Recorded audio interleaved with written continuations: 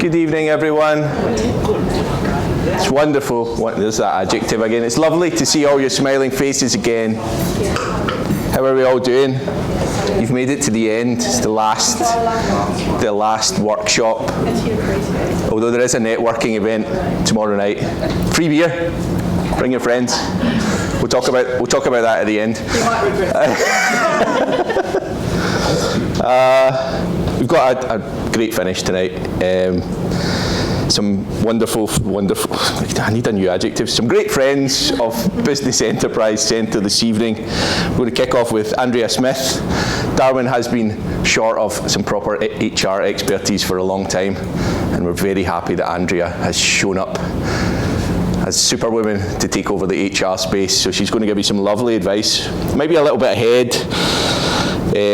But as you start thinking about, okay, I'm going to have to bring on some new employees, Andrea's going to give you some tips about what you should be thinking of. We have Dominic McCormack here, who is a big friend of Business Enterprise Centre and a big fan of small business. So he's going to talk about some legal considerations, but also his own thoughts as well. Dominic has recently started his very own practice, and he's got lots of thoughts that will come from that as well, so loads of great tips. I'm going to be speaking to you for a little while about business planning, mostly focused on an action plan because I love doing, but we'll talk about that later. We then have Graeme Sawyer, who used to be the CEO of Business Enterprise Centre, and he's a long-time owner of Entity One, which is a technology company here. And then finally, we've got the amazing Sinead and Charlie from Territory Aesthetics, who are going to be chatting to you about their own business. Sinead and Charlie joined us for the original Startup September, and shortly after that started their own business. I'm not suggesting that Startup September's taking credit for that. They absolutely are the epitome of a great territory business. So they're going to be talking to you about their journey, and they're going to be very happy to answer some of your questions at the end. So we're really looking forward to that. So without further ado, Andrea, would you like to come and join us? Thank you. Hi everyone, I'm Andrea Smith, and I have oh my goodness. Right. You've got fabulous shoes. Thank you. There's no place like home. Yeah, now speaking of small businesses, just go up to Stomp. She has a great collection. Okay. So obviously, I'll just start. I'm Andrea Smith. I have over 25 years experience in HR and IR. So that's my background. I have an MBA and a HR degree and all of those wonderful things. So in theory, I'm able to impart some of my experience. And my experience is quite broad. It's from everything from large multinationals overseas, including working when we had to go to China for work, working in New Zealand, and then coming back to the territory working for the Chamber of Commerce and doing a lot of small business and small, not-for-profit enterprises. So as we go through, if you have any questions, feel free to ask me as we go. I'm happy to answer anything and see if I can. What I really wanted to start with is, I'm assuming from the introduction and from what I know of business enterprise groups, you guys all have less than 15 staff. If you have staff at all. They're all startups. Yeah, exactly.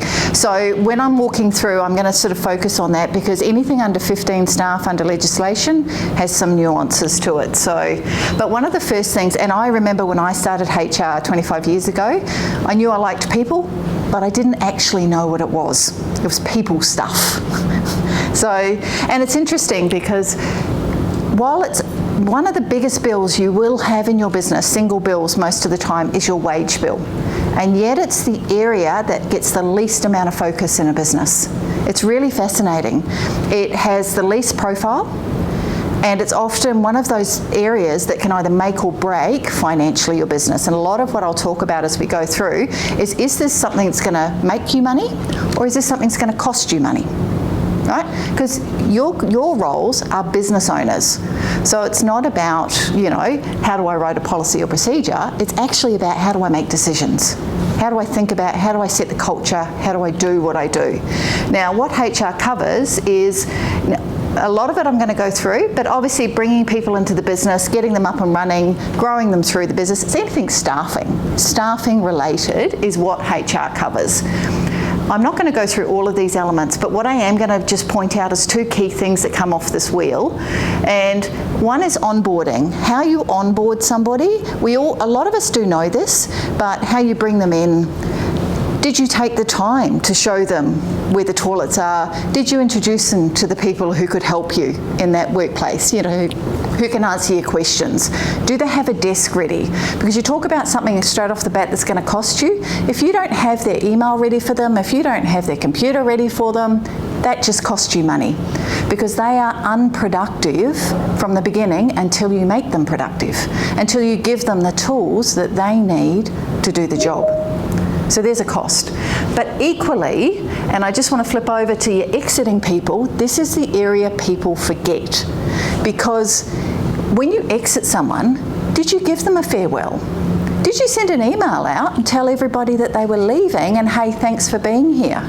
Because I can tell you, these people, when they leave your business, they are either your greatest marketers or they are going to run your business down. And a big portion of that is what you did on the way out the door. Because what they'll remember is that's their last memory, their lasting memory of your business. Did you treat them really well? Hey, if you're a mechanic, go and see him, he's fantastic.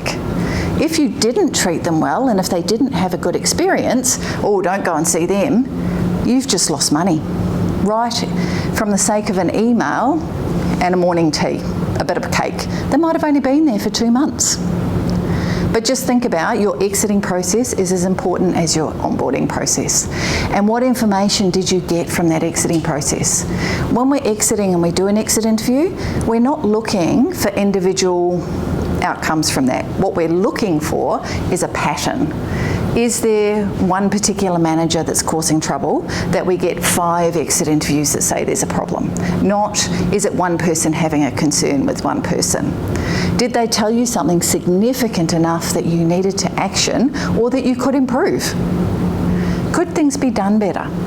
And we'll talk a little bit more about the sort of things that will lead to that as we go in. Okay, the other thing is that I find just on the basics level is people traditionally understand HR as being policies and procedures. Particularly, this is what I find in the territory, is that a lot of the transactional stuff is what we know and what we go to. Have I got a contract in place? Do I have a job description? Do I have? And those things are important, so don't let me tell you they're not, they are. But they're transactional HR, they're your admin. Your core HR is your operational stuff that comes into your disciplines, your performance management, your day-to-day running of your staffing stuff. But the stuff that we need to put lots of energy, that you guys in the room, you're going to own your own businesses, you're running your own businesses, is your strategic space. Now that is, how do we get the best value from this asset? If this is our biggest bill, what's our return on investment on that bill? What's costing us money? What's making us money?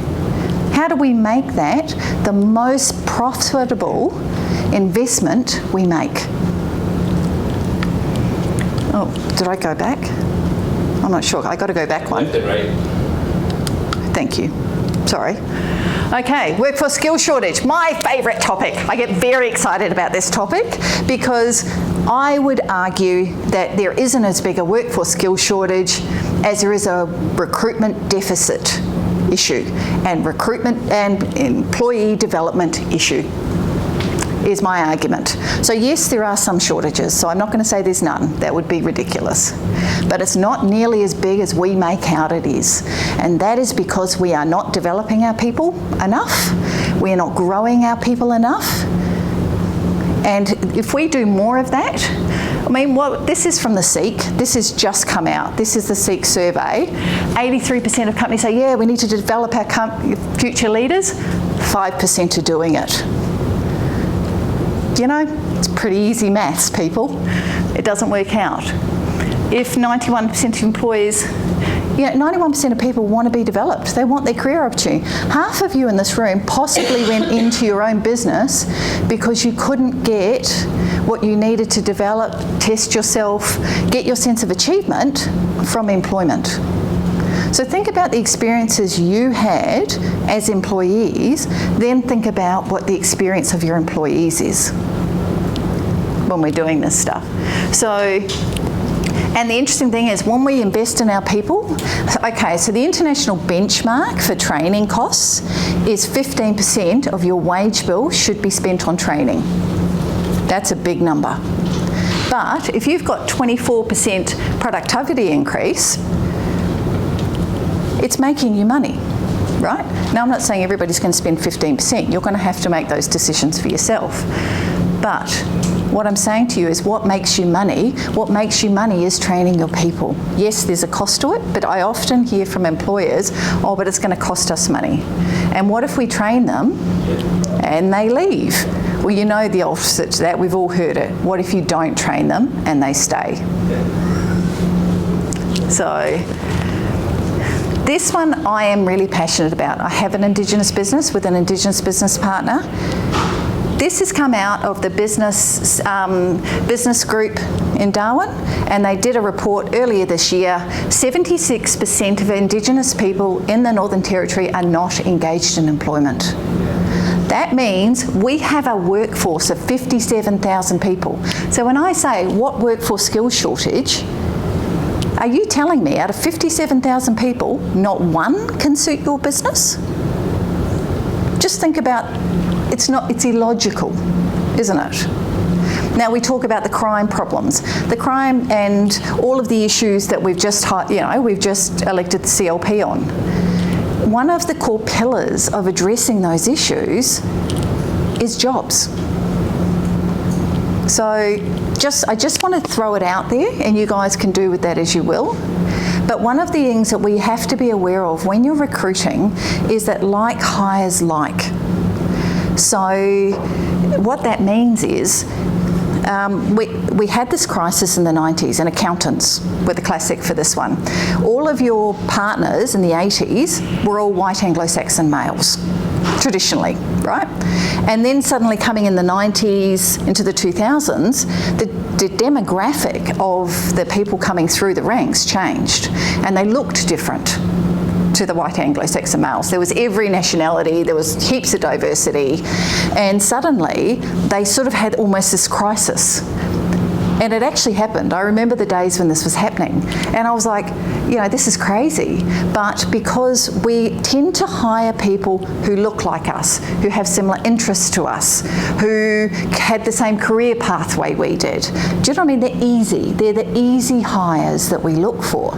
What happens when you do that is you can weaken your business. And the reason you weaken your business is because if you get everybody who's the same, whatever your strength is amplified. That's great, but so's your weakness. And that's what can undo you. What you actually want is diversity in a team. And diversity is not just how you look. Diversity is diversity of thinking. You don't necessarily want people who act like you, sound like you. The person who questions and challenges you is likely fantastic. Learn to listen to them. Not everything. You guys don't have to agree on everything. That's not what I'm saying. But if we don't have teams with that diversity of thought, we also don't have a robust team. And if you want the worst case scenario, what I like to say is if you don't have diversity of thought, you blow up rockets. And what that is the Challenger, back in the 80s, we all know the Challenger rocket, they actually had one or two of their engineers knew there was a problem with that rocket. They didn't speak up because they didn't want to go against the group, what everybody was thinking, yeah, we're going to put our rocket up there, yeah, it's going great. When they put the rocket up, that fault blew that rocket up and killed 4 people. Now that's an extreme example, but the reality is if we all think the same and don't challenge, we blow up rockets. What was the diversity background of those 2 people who I don't know. What it was I don't know what their ethnic background was, but what it was that their thinking was different, and their thinking challenged the group, and they didn't challenge the group because they didn't feel comfortable to challenge the group. They didn't challenge the regular thinking of everyone. And that's why when we put a team of different thinkers together, yes, there is some elements of conflict, but if it's managed healthy conflict, it will make the strongest teams.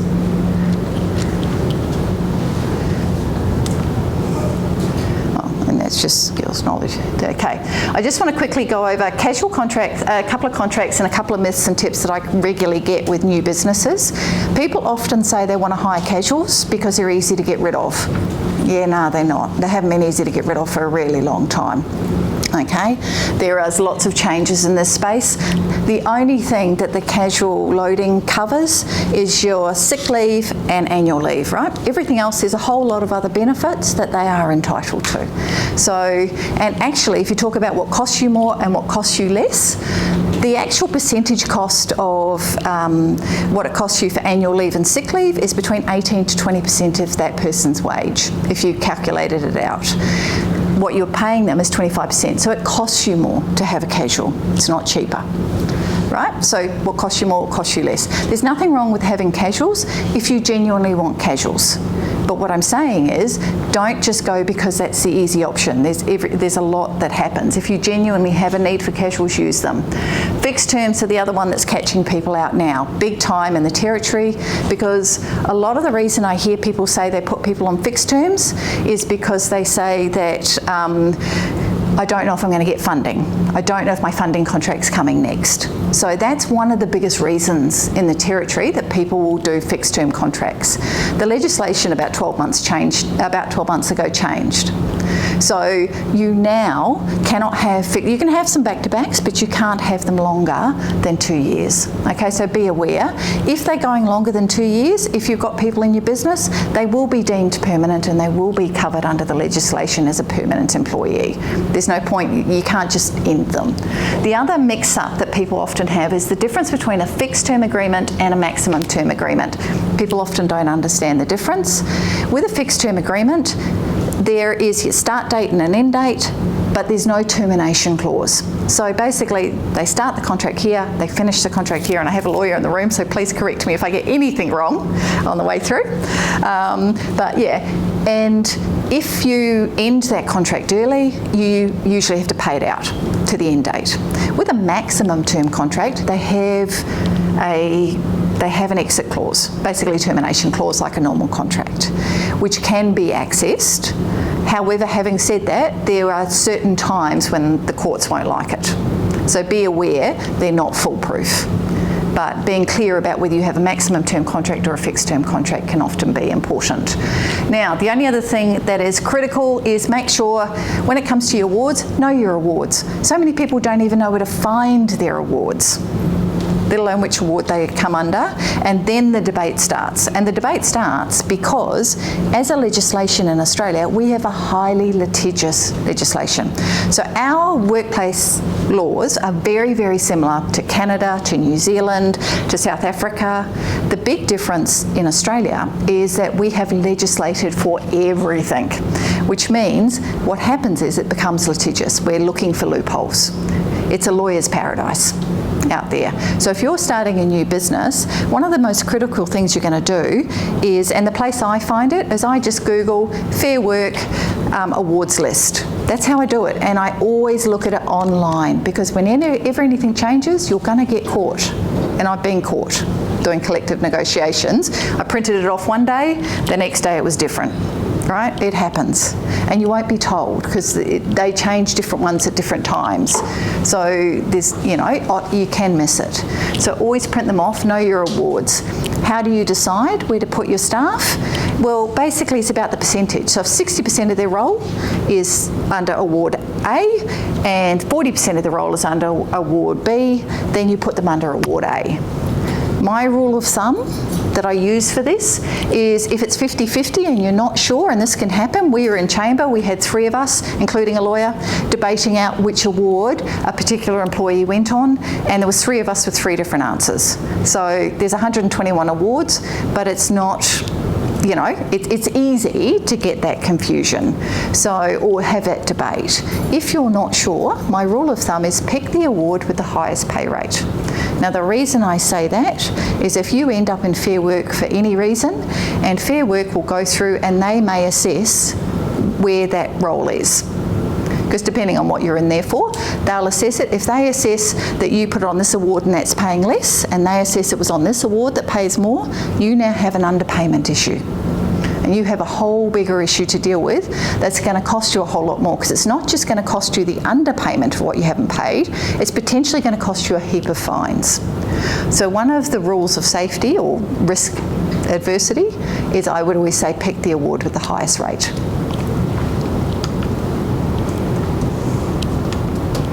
Come on, oops. It's coming.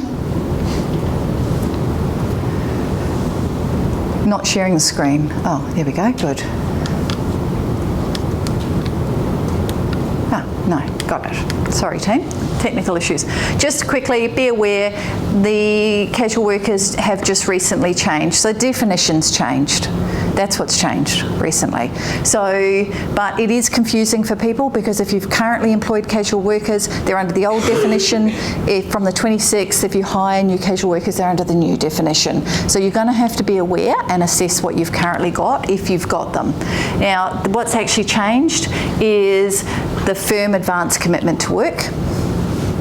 The other thing that's changed is under the older legislation, within 21 days of their 12 months of employment, you had to offer them casual conversion, looking back 6 months if they'd had a regular pattern of work, right?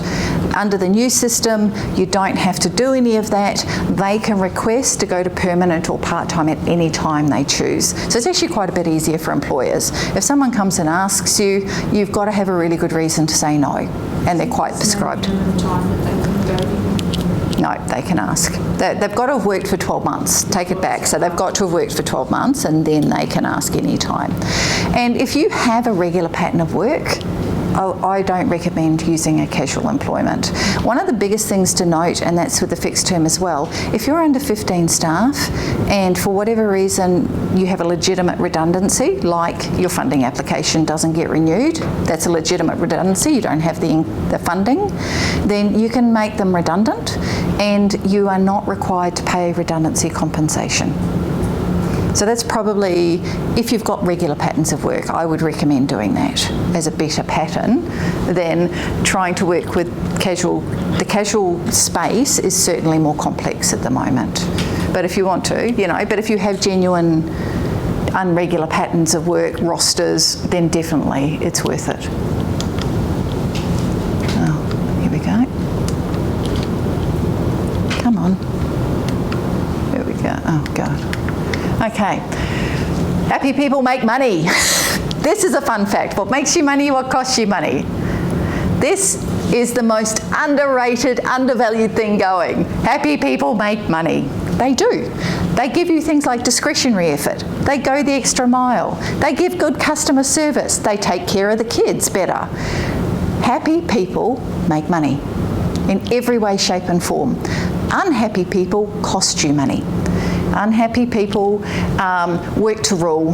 They can't be bothered. They do a slapdash job because if my employer's not going to value me, I'm not going to value them.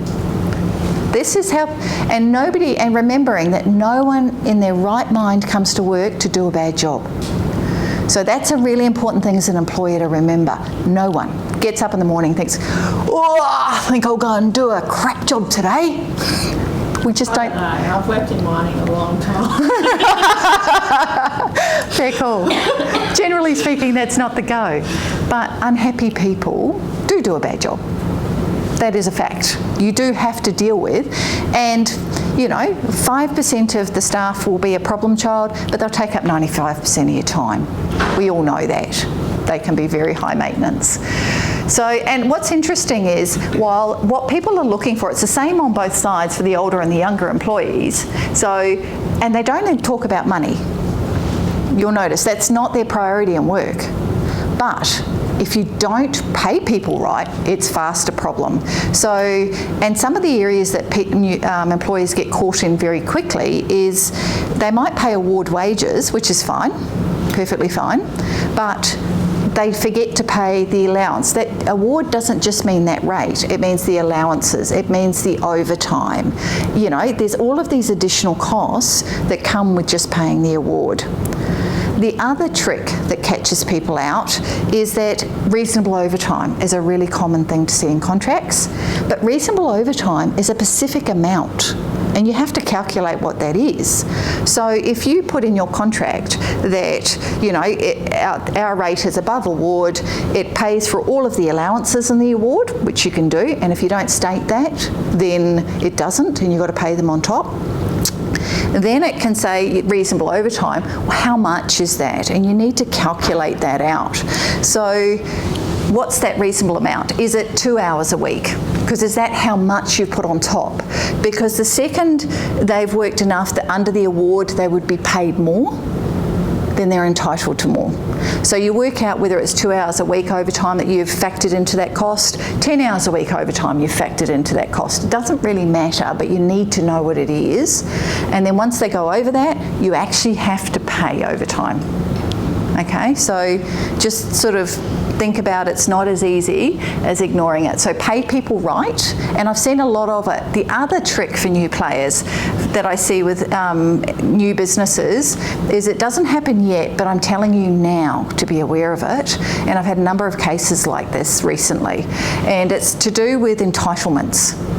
One, people don't start putting entitlements away soon enough.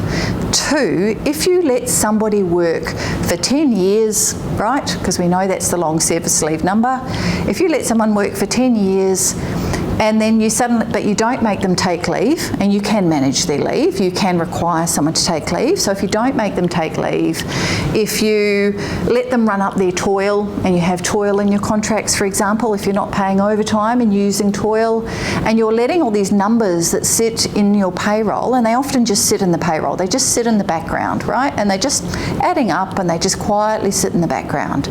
And then suddenly the employer wants to cash those in. Right? Because that gets to a point where they want to get that money either paid out or they want to take the leave. And normally it's when they want it paid out, and then the employer goes, oh, that's a really big number and I don't want to pay it anymore. So, and the cases I've had is where the employer decides they don't want to pay it anymore because it's over 100,000, or in some cases over 250,000. We're talking big numbers out of a business, out of your cash flow. And so they suddenly say, oh, they've been stealing from us, and if you don't resign, we're going to call in the police.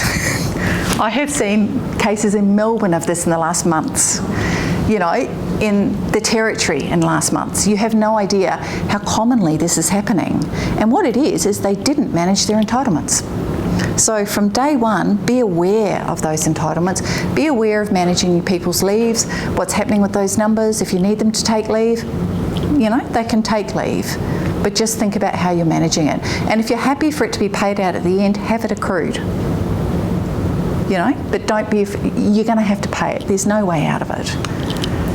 All right, so the other thing I would say that is really important in all this is you think about, well, 50% of staff or 40% of staff are unhappy. 40% of staff are unhappy, and I hear this a lot in the Territory, is we have had a huge number of really talented, really smart people who have left the Territory to either down south or overseas because there is no career opportunities for them here.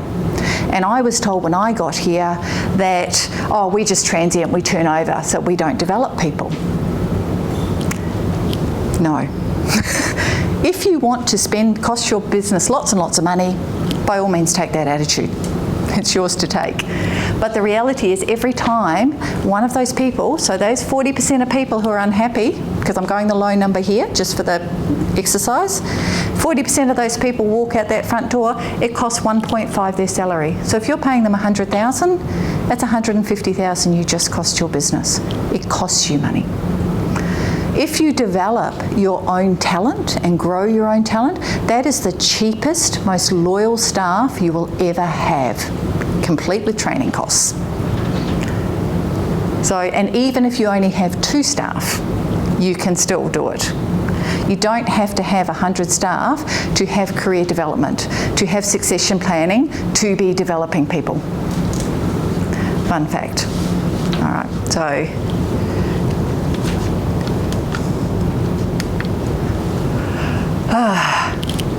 another fun fact. This is the biggest one that gets lost on people. It's a simple fact. People do what they're measured on. They do what they're rewarded for.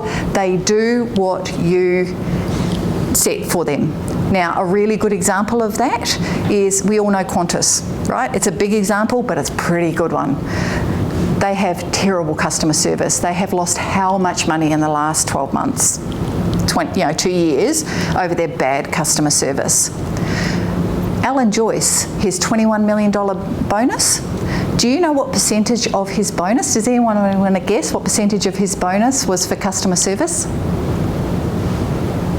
Anyone want to have a fun stab at it? 1%. Not far off it. It was 5% of his bonus.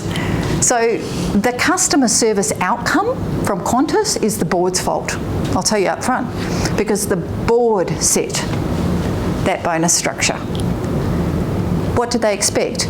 If they rewarded 95% on profits, where did the energy go? What was important to the business? So as your leaders, now that's a big example, but it's pretty obvious.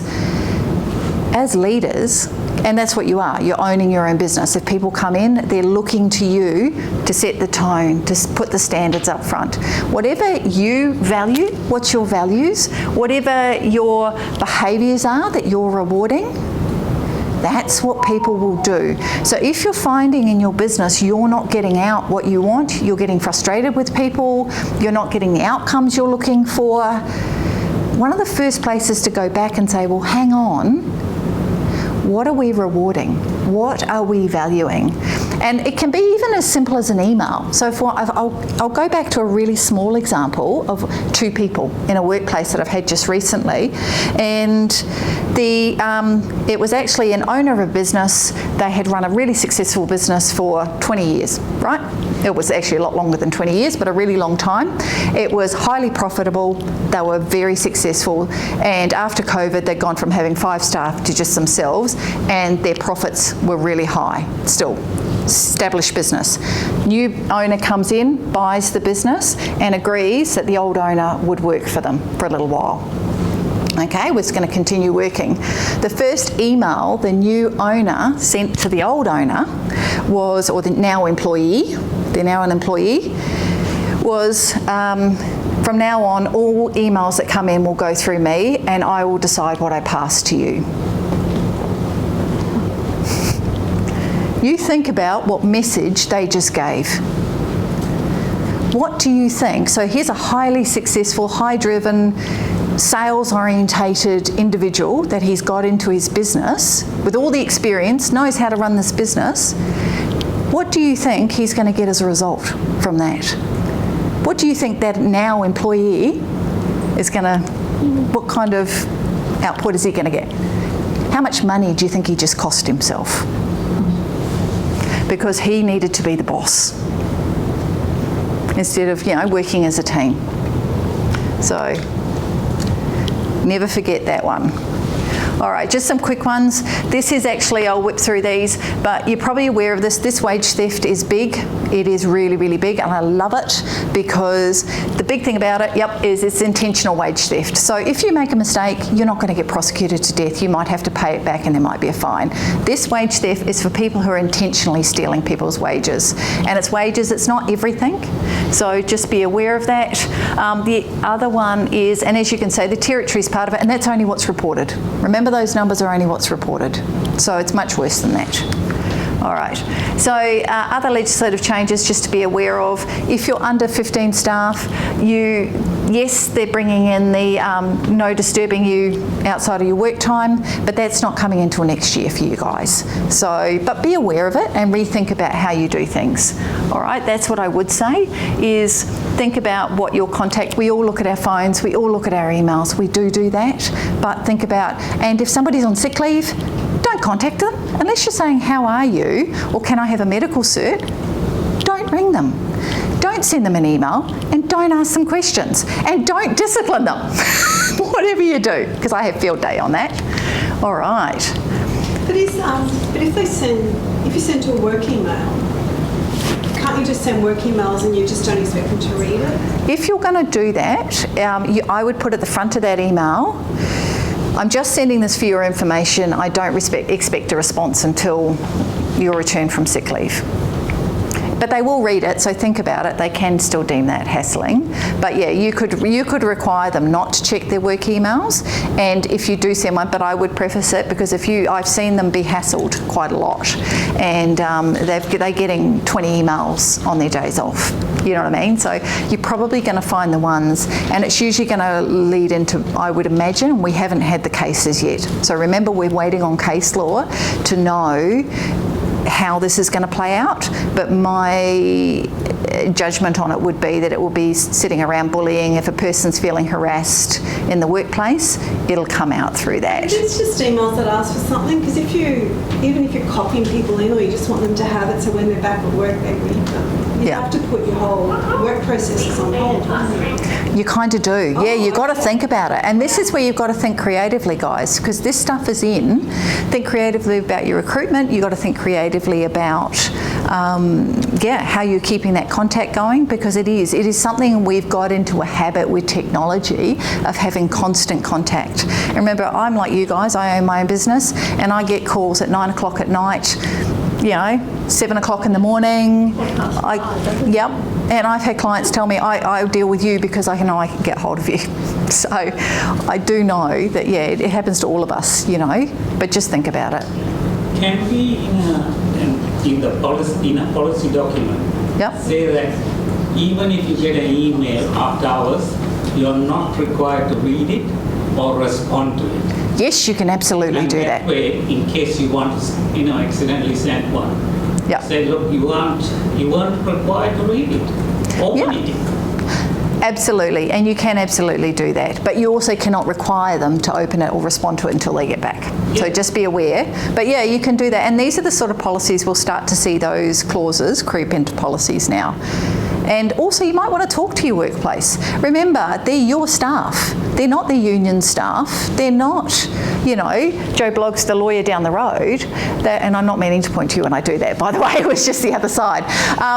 But they're your staff. So have a conversation with them.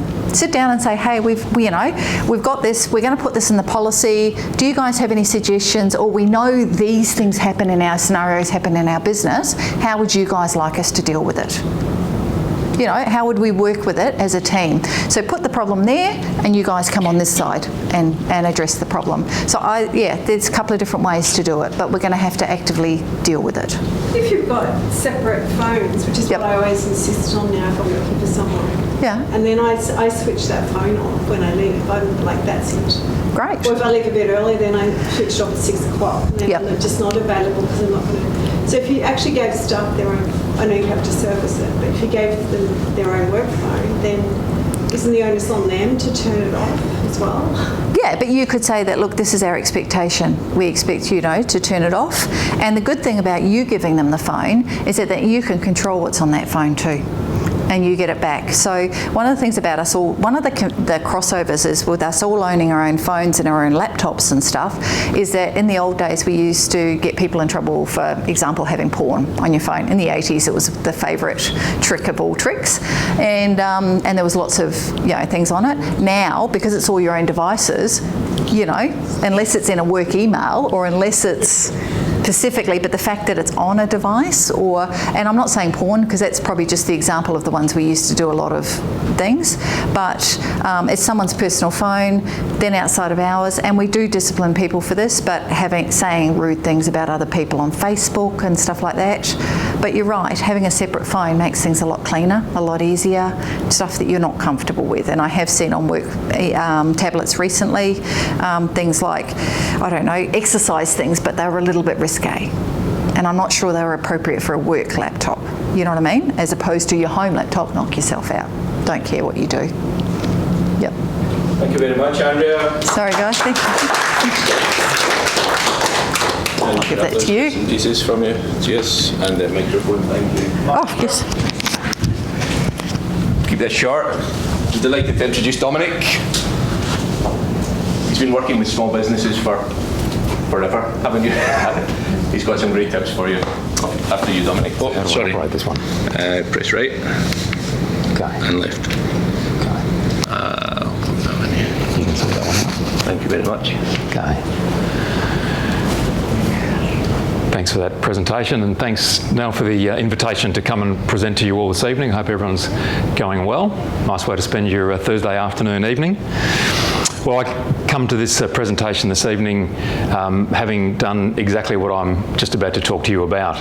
I finished the end of last year, 16 and a half years as the practice manager for one of the medium-sized law firms here in Darwin. Took a bit of time off to decide what I was going to do next, and this is my next incarnation. So it's been a little bit of something different and an interesting journey, to say the least. So 5 legal considerations to have a look at from a startup perspective.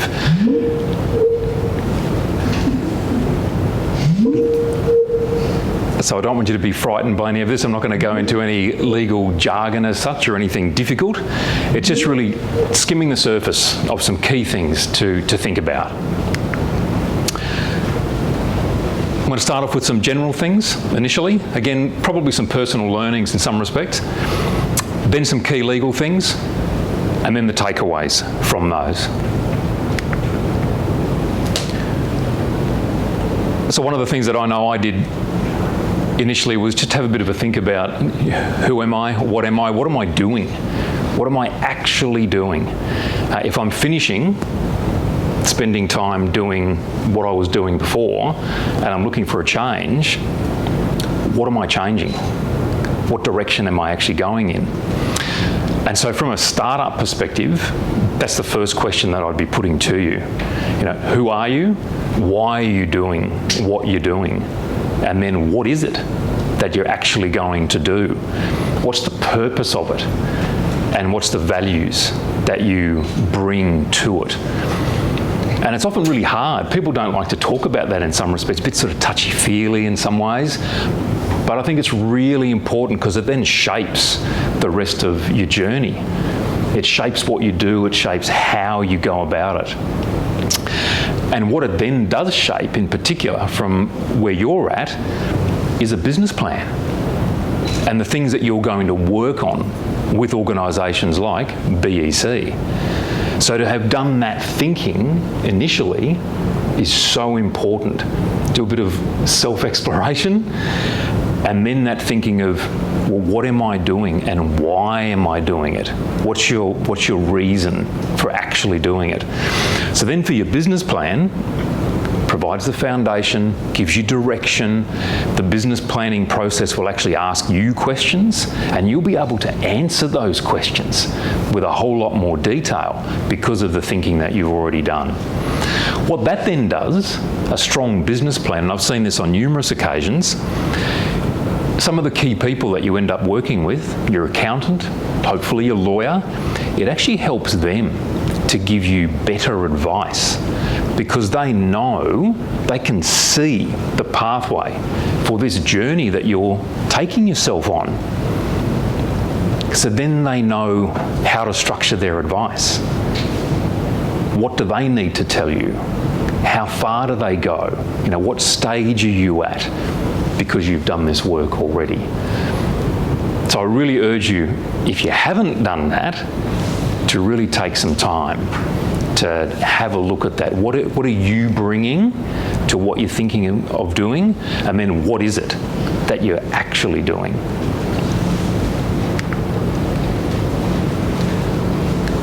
Next part then goes hand in hand with that is who's on your side? Who's your team?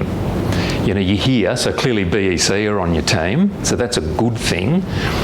But then there are other elements, and I'd like you to look at them all as being really important parts. I know as soon as you look at, and I'm going to be unfair here in some respects, but I'll pick out the accountant and the lawyer on the list. Most people will look at those first and go, oh no, that's going to be so much money, that's terrible. I'd like you to try not to do that, because I know many lawyers around Darwin, they're so eager to help people. They're so eager to help people in small business and to do it at a really reasonable cost for you as well. Because what they want, particularly if they're long-term Darwin or Territory lawyers, I'll put it that way, you know, Northern Territory-based lawyers, they want to build a relationship. And they want to build a relationship with small business and people who are going to build their business and hopefully bring them problems or, you know, things that they need legal assistance with over the journey. So from a cost perspective, I know many who are extremely reasonable with very good advice. So you look at that list and think, okay, who do I need on this journey? And it may be that you only need to have a brief meeting with a bookkeeper, a short meeting with an accountant, you know, a short meeting with a lawyer initially. So don't let fear of initial cost stop you from actually talking to the people that you need to talk to at the outset. Because what you'll find over the journey is that those initial discussions will actually help you save money in the long run. So they're very important. Talking of that money aspect, understanding the value of your time. What's an hour worth? Again, an easy one is to take a lawyer. If you take a charge-out rate of a lawyer, for example, it might be $300 an hour. Now, is it sensible for that lawyer, and in some ways I'm channeling myself, is it sensible for that person to do all their bookkeeping when they can hire a bookkeeper for $80 an hour? What are you doing? You know, which way? Is it, are you going to do everything yourself in your own particular business context? Or could it be better to pay the $80 to somebody who actually knows what they're doing and can do it much faster than you can, while you spend time earning whatever it is, $100, $150, $1,000 an hour, whatever it might be for you, or even working on your business, spending more time developing it, which in some ways you can't immediately put a monetary value on. So I'd urge you to have a real think about who you're engaging as part of your team and just what that's worth to you over the journey. Sorry, is this relevant just even for one person? Oh, absolutely. Absolutely. I think definitely. Depends on what you do, of course, but have a look at who your team is. Yeah, who's going to help you? I don't know too many people. The lawyer aspect. Yeah. Yep, definitely. When it comes back to costs, and to use lawyers as a specific example, to let you know where things are at more broadly from an Australian and even international context, the legal sphere is changing enormously. Back in the day, lawyers essentially used to turn up, charge whatever fees they wish to, and the client would have to pay. It's very much turning the other way, so that the whip hand, to put it bluntly, is held by the client. There are so many legal organisations out there, and some that now are not lawyers as such, but provide legal services that you can get at very, very competitive prices, that it's now a very competitive area. In some ways, Darwin, I find, is a little bit behind, maybe, by some years, but it will come. So there are firms in Australia that they have a focus simply on small business. You There are firms that are right into using artificial intelligence, and therefore they're doing things faster. They're creating things better. They're able to service more people more efficiently. These things are happening. So don't think that turning up to a legal office that you're sort of cowering in the corner waiting for them to tell you what to do. Be really confident as a small business person that they need your work, but also that there's many out there who are really positively keen to do your work, and they've got a growing suite of tools to actually help them to do your work quicker and better as a small business owner.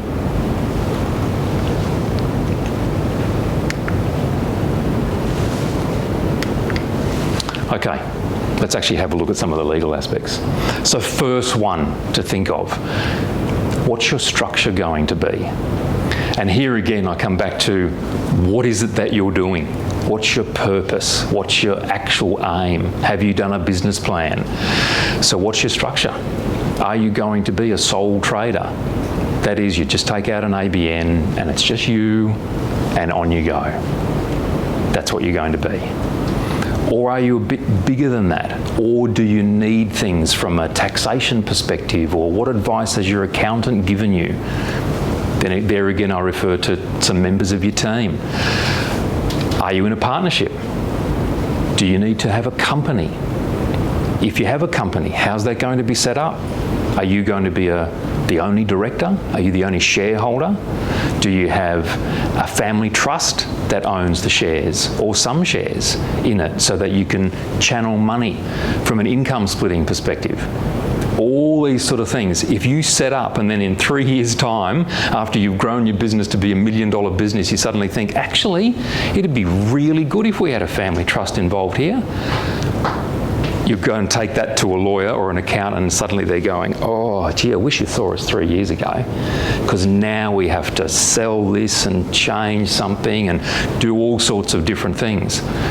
So again, having that, here's the journey I want to go on, quite clear when you talk to your accountant, talk to your lawyer, it's very important. Are you working with other people? Should you have a joint venture? Again, right at the start. That's when these things are important, not as you're walking down the line and suddenly you look back and you go, oh, actually, we should have done that back there.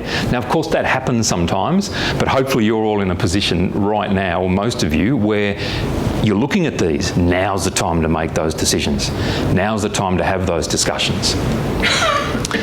Also, from a business name perspective, make sure that some of these registrations, if you actually take out a company, clearly you're going to register a name. If you need a business name, register your business name.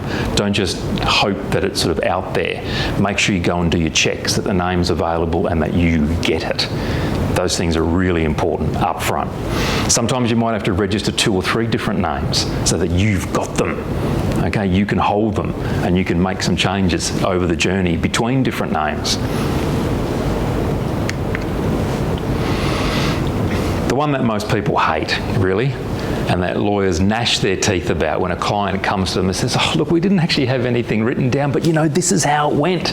You're like, oh, no, please. Do you have your agreements in place? Take the opportunity now to think about what agreements do you need. If you're in a partnership, yes, you really like the person that you're with now, your best mates, whatever, get a partnership agreement done. Because if it goes south and you don't have the partnership agreement, it can be really, really difficult to deal with the division. Really difficult for everybody, not just from the lawyer's perspective, something hard to deal with, but really difficult for the 2 people who want to separate the business interests. So get the partnership agreement done. Does it cost money? Yes, it does. Will it be worth it? The pain at the end if you wish to separate?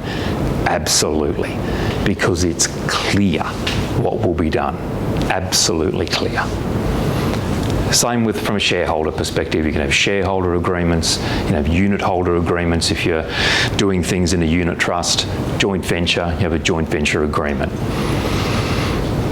All I'm saying is don't dismiss having the relationship reflected in writing.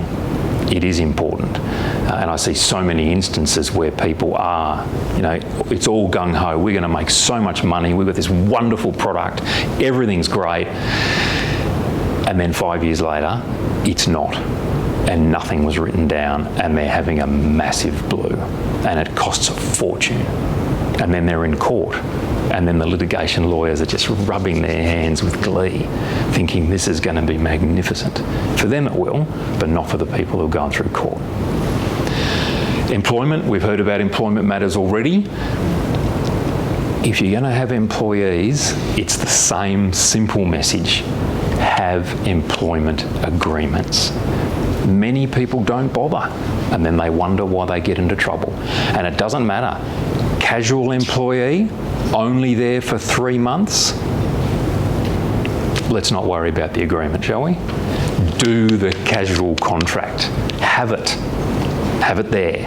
And what you'll find is that if you go along and get some advice, you get that casual employment agreement, you get the general employment agreement. Once you've got it, you've got one. It's there. As has already been reflected, over time, and at the moment it actually seems to be happening much more rapidly than, say, for the last 5 years or so, changes do occur. You might have that precedent agreement. It's actually really sensible to, in some ways, fill it out. If you've got a particular lawyer that you use, send them a draft. Can you just cast your eye over this for me? That 15-minute to half an hour look by that lawyer, just to check, again, could save you a trip to the Fair Work Commission. Which one do you want? Okay? That's your choice. That's how you have to think about it from your time and money perspective. So really treat that in an important fashion.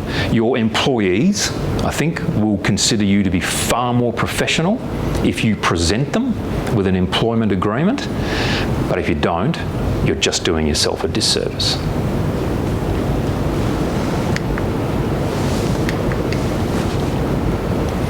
Tenure. Where are you operating from, and do you have tenure? In other words, do you have some sort of agreement for the location that your business is? Now, it may be at home. Okay, that's all right.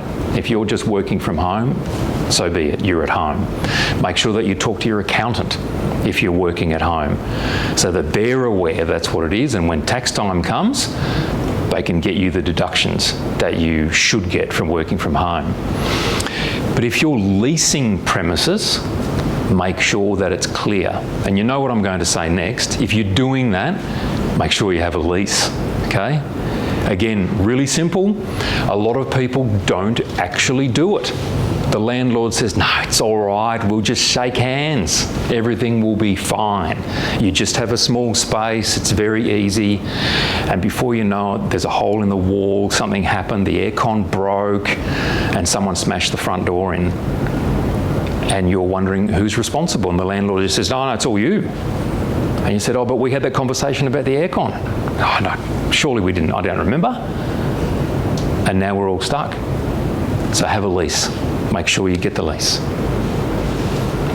You may buy your own premises eventually. May grow, want to have your own, might be part of a self-managed super fund, doing things like that. All those options are there. If you're going to do that, have it done professionally. Make sure that you engage a conveyancer to do the transaction for you. And from a reports perspective, and I mean building reports, plumbing, electrical, all those sort of things, again, get a conveyancer who's going to go through and do those things, or at least give you the option to secure those reports when you buy a property.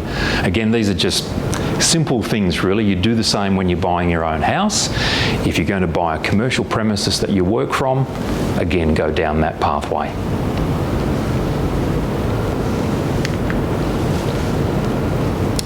Number 4, licenses and permits. What do you need for your particular work? Are there any industry-specific licenses? You're a hairdresser. What do you require? You're a mechanic operating from a workshop. What do you need? You're dealing with chemicals. Do you need some particular license to do that? Make sure that you're aware what the licenses are that you need. If you are working at home, do you need any particular licenses for doing that? What's the zoning requirements if you're running a workshop from your home garage? Are you even allowed to do it? So before you start, make sure that you find out. No point starting and spending thousands of dollars refitting the shed at home if you're not allowed to do it in the first place. So these sorts of things, very, very important to do. Again, it goes back to the beginning, that business planning approach. Actually having the business plan and having stepped through all of the points that will come up through that will help you answer all of these, I have no question. If you do work in remote area here in the Northern Territory, do you have a permit to go out? Now, we talked about a transient population before. Many people come to the Territory not realising that if they're going to go and drive to Arnhem Land and go off-road once they get to a particular community, they actually need a permit to do that. So, again, ensuring that for your particular work, you have the permits, you have the licenses, or you ensure that if that's your employee who's doing that drive, that they have the permit to go out on Aboriginal land, for example.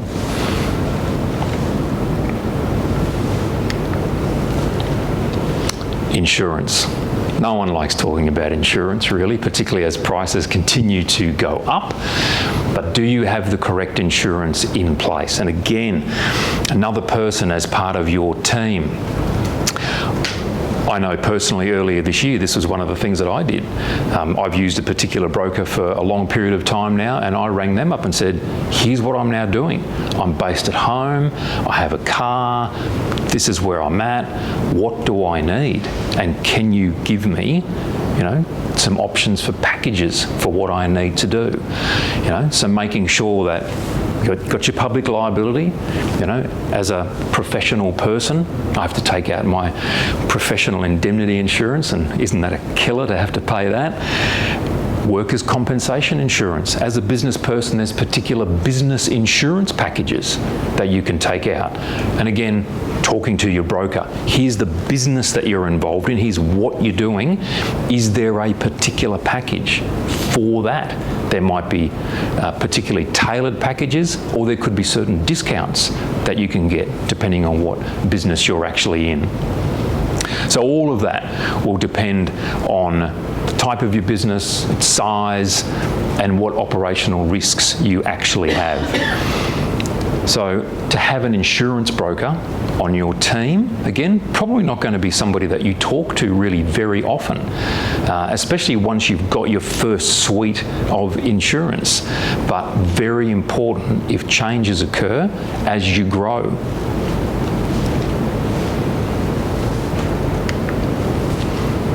So, key takeaways on our journey here. As I said right up front, do you have a plan to succeed? Who makes up your team? Take the time to consider, as you track down this pathway, who can make your life easier.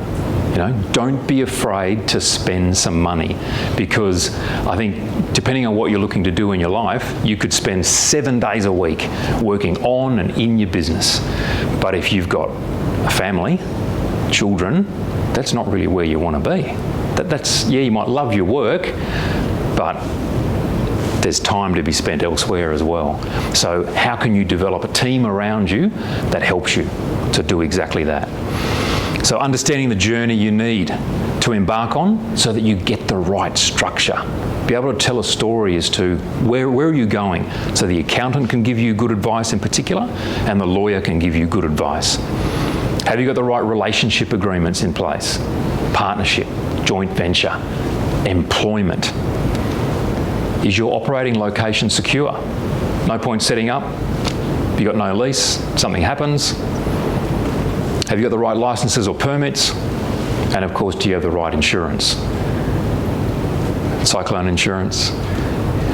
Here in the top end, there used to be crocodile insurance, but not anymore. Perhaps they should bring it back. particularly some of the silly photos you see at Kale's Crossing in particular. So, that's me. If anyone has some general questions, happy to take a few questions. Lawyers are not allowed to ask questions.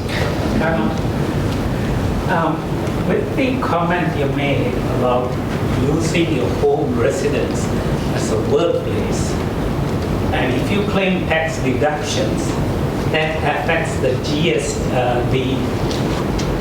the capital gains tax. And unless you die in the premises, and then that's exempt.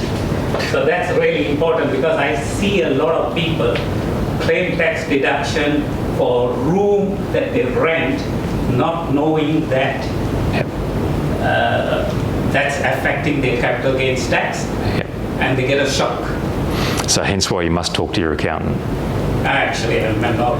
No, I know. But you must talk to your accountant about those sorts of things. So these are where you can raise these things up front. Have the discussion. What does it mean? You know, what long-term decisions can you make? Well, most taxpayers want the tax deduction, and they don't think about the long-term consequence. And when I bring it up with them, they say, "But my accountant never told me this." Again, make sure you get a good accountant. Question? It's a question about the sorts of things that we as small business owners might see a lawyer about. I mean, one thing I'm thinking about is contracts with, in terms of contract or clauses around indemnity and limitations of liability and all that sort of stuff. There's a lot of wording in those terms. So it's that sort of thing that, how do you do that? I guess is that a lawyer that does that, or does it depend on a particular industry? Because sometimes maybe if you're contracting with an organisation, they might say, we want you to have a certain amount of professional indemnity, and that may not be what's you're covered for. So how do you negotiate and navigate all that sort of stuff? Look, what I'm finding, at least some clients doing these days for sure, they send me their ChatGPT summary first, where they've already done their own research and had a look, different things, which, these are the tools that are available now. I mean, it's phenomenal, really. So you can do some of your own research, of course, but then depending on what your particular industry is and so on, of course I'm going to recommend and say, yes, go and see a lawyer about it. Some of those things could end up being quite simple, quite short to have a look through.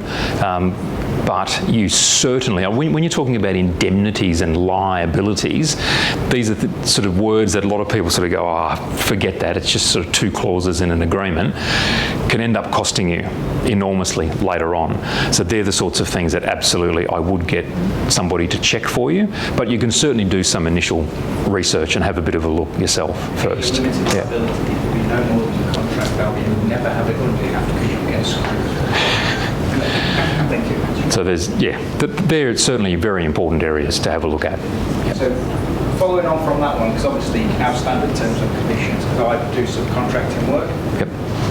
You mentioned earlier about having AI in there. Is there any reason why we can't chat GPT? There's a number of templates for terms and conditions out there from various different sources. Yep. And then to just modify one for your own particular business, can you just use ChatGPT? Is that legally binding, or does it need to go through a legal team or a lawyer? No, I mean it doesn't. No, it doesn't. You can use ChatGPT to develop a contract if you wish. Mm-hmm. It's just whether you can rely on it to actually be correct. That's really what it comes down to. Yep. Are you absolutely sure that for the industry that you're in, for the jurisdiction that you're in, that it's correct? Yep.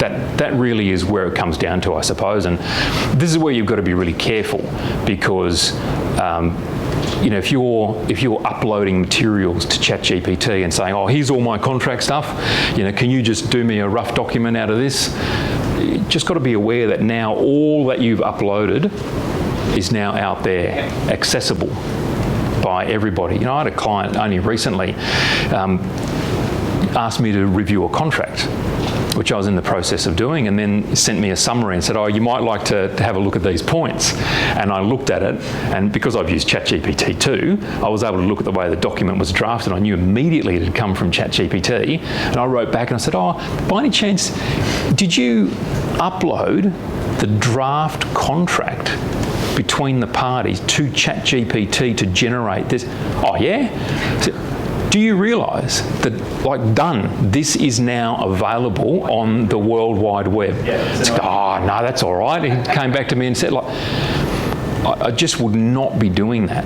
I've heard horrendous stories of what can happen when you're uploading documents like that. So, from ChatGPT, I get articles and I go, well, I'd never use that word ever. Yeah. So you have to definitely check the responses that you get from it. So you can use it. It's a very good tool, of course. What lawyers are now using is they're using artificial intelligence, which is just quarantined to their systems. Right, yeah. So it's only looking at their matter, and no information is being shared on the World Wide Web. So from a client confidentiality perspective. So by all means, use ChatGPT, develop draft documents, do those sorts of things. You could do that to an extent, and then you could send it to a lawyer if you wanted to say, hey, can you just check this over for me? I've put in all my details. I think it's got all the clauses that I want in there. Yeah. Could you now give that a look over for me? Brilliant. Go from there. Yep. Cool. The only thing I'd say is to support what you're saying is one thing I've had to deal with a few times is people have gone to their accountant to get employment agreements. If you want an employment agreement, talk to a lawyer. Courses for courses. Accountants are great for accounting. Lawyers are great for lawyer. You know what I mean? And I only say that because I've had to clean up a number of messes, and we've ended up in Fair Work dealing with it because they're not IR experts. So just think about getting the right person for the right job, not one person you think can do every job. That would be my support what you're saying. If you can't get information from like Fair Work or anything, it's best to go to either an IR person or a lawyer. Yeah, absolutely. Because a lot of people are talking to their accountants all the time, and the templates that come through, and then it's the cleanup that comes after. Yeah. Definitely, Fair Work's really good. Fair Work has a lot of information there already. So definitely feel free to. Yeah. sometimes it just doesn't always And even fit into that templates. box, and you just like, still doesn't make sense. It wants to be that science bit. And that's an area that you're genuinely interested in or have issues with. Make sure you ask the question of the lawyer that you go and see, do you do employment work? Because, for example, I don't. So it's not an area that I've really dabbled with. There are lawyers around, of course, who are very, very good. And there are others like myself who don't do that. And I would not take on employment work. That's just not what I do. So don't hesitate to ask the question, check with people what they do. Do they have that expertise for you? Thank you, Dominic.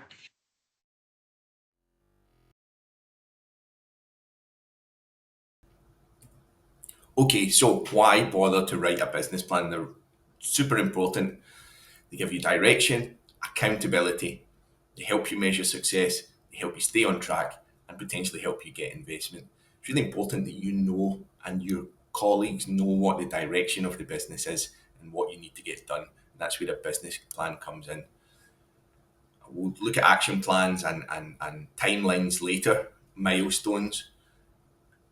In terms of accountability, they're super important. You're able to look back. Are we completing things on time? Are we on track to reach our goals? We can look back on the plan and measure how successful we've been. These are all really, really important. However, the type of business plan that you're going to choose depends on its purpose. And we're going to talk about that now. So there are a few different types of plans. So there's the financial business plan. We're going to go into that in more detail first. Many of the elements from the financial plan will play into the others. The financial plan is extremely detailed and it has a very particular purpose.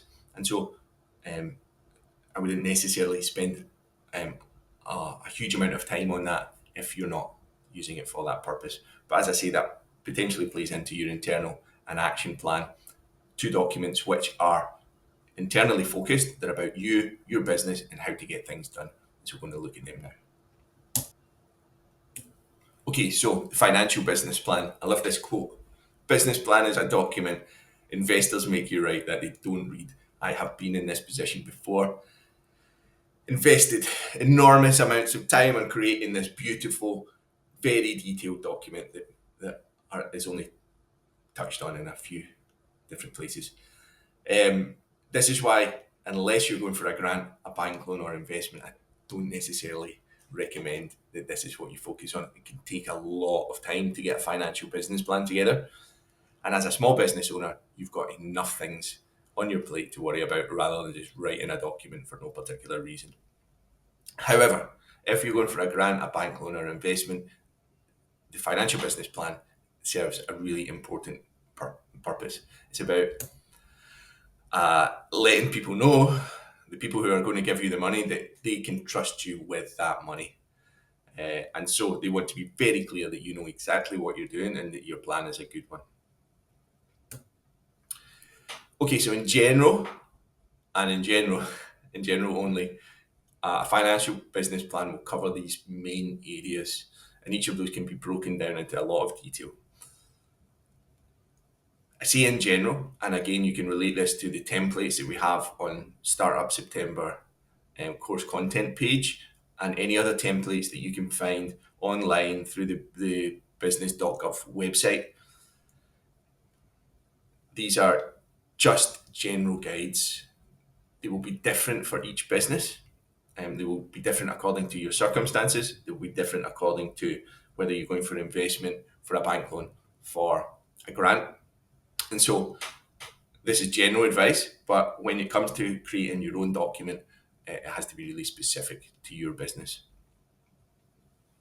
We're going to talk, although these are the kind of general areas to cover, we're going to talk about some that are really important, particularly when you're going for an investment or a loan or a grant. In terms of trusting you with their money, an investor, a bank manager will want to know that you really know your market properly. So that's where the market analysis is really key. Obviously, the industry overview, market trends, your target market demographics, those are important, but they really want to focus in on what the key market needs are and how you're going to solve that need. How are you going to address it? What's your understanding of your competitors? Can you fit into that market? What's your positioning going to be? What's your unique value proposition going to be? Especially if there's plenty of competition there. What's going to set you apart? It's really important for an investor to understand that you've got a clear idea of how you fit into that market. And of course, understanding your customer segments in so much detail, understanding their buying behavior lets an investor, a bank manager, someone who's giving you a grant, know that you really know exactly what's going to happen in that market when you start off. Now, although this is super important for investors, it's also super important for you as a business owner. I said this financial business plan has, even if you're not doing one, the segments have an impact on those other types of plan, and this is one of the main areas. It's really important for you as a business owner to be all over this, completely all over it. You need to know exactly what your customer segments behaviors are, what are their triggers, and how you're going to sell to them. Super important. But in terms of an investor, if you don't know this stuff inside out, they're not going to give you a cent. Okay, you really need to know your market. So it's a key component. Another area is traction. Now, that's not one of those 10 sections. Traction is something that you're going to have to work in across those 10 sections. What is traction? So traction generally is how many sales you've made, how many customers you've got. You've got a bit of an issue because you've got a brand new business and you potentially don't have any customers yet. You don't have any sales yet. So how can you demonstrate traction? There are a number of ways. We might do things like, what have we achieved to date? If you just go in there and go, oh, I've got an idea, it's great. Well, that's all very well, but what have you done about it? So an investor, a manager, someone approving your grant is going to want to see, I've done this, and this, all towards my goal, very clearly driving you towards what you're planning to do. Have you done any market testing? Have you created a minimum viable product and tested it out with beta customers? What have you done in that space, even though you don't have paying customers yet? What have you done to explore whether your idea is going to work? Have you created any partnerships with other organizations, with advisors, with experts in order to guide you? Have you won any grants? So although you can't show sales or customers, you can show traction, and this can be worked into different sections of that plan. If you're starting out, someone giving you their money wants to know that they can trust you. They want to know that there's expertise in there. You may have expertise in the area of business that you're going into. You might not have expertise in running a business. Have you brought in an advisor to help you? Have you brought in additional experts or skills in order for you to reach those goals? Have you created any partnerships in order to push you along? It's all about whether this person can trust you, can trust your team in order to deliver, because it's their money that you're playing with, and so they want to be very clear and confident that you've got the right people on board to deliver. Of course, the financial plan. Now, you'll need a profit and loss forecast. There's 3 to 5 years here. You may or may not need to forecast that far ahead, and it can be very difficult, especially if you don't have any customers yet. But certainly you're going to need some degree of forecast, minimum of 12 months, and that will depend on the requirements of that bank manager, grant application, investor. What do they want from you? You're going to need a cash flow forecast. You're going to need to know when you break even. These are essentials anyway. You've got to have that knowledge in your business anyway. But the length of time to which you'll have to do that might depend on the situation. All your financial assumptions have to be realistic. There's got to be clear rationale behind it. And look, again, that's not just for the investor. It's not just for the bank manager. It's for you. If you are saying that you're going to sell 2 million units on day one, no one's going to believe that, and you shouldn't believe that as a business owner either. You've got to be realistic, and so that rationale is important to say, this is a reason why I've got this price here. This is a reason why I've got these sales numbers here, because, and give some clear evidence. These people are going to want to know how you use your funds. So you've got to be very clear on, okay, I'm asking you for this amount of money. This is exactly what I'm going to do with it. And here's how it's going to help me get to that goal. And if you're going for investment, then the investors will want to see where the return on their investment is coming from. Is there an exit strategy? How are they going to get their money back? How are they going to profit from this investment? Risk analysis, super important for all of those purposes. Investment grants, loans. Again, it's about trusting you with their money. So these people who are offering you that cash are going to want to know that you have done some serious thinking about what the potential risks, what the pitfalls are, and how you're going to mitigate each of those should they arise. Lowering risk is really important, especially for loans and investments. And so it gives you a level of credibility that you can impart to those people that you've taken those risks into consideration, and you know what you'll do should any negative situation arise. Okay, as we've spoken about financial business plan, those are for external people. The internal business plan starts to get closer to the real world application. This is for you, okay?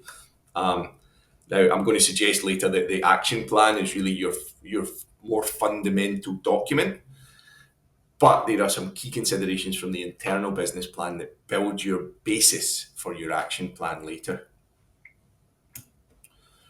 So, as it's internal, you don't need to have a company overview in there. You know about that. You know who your management team and advisory board are. You don't need to have reams of documents in your appendix.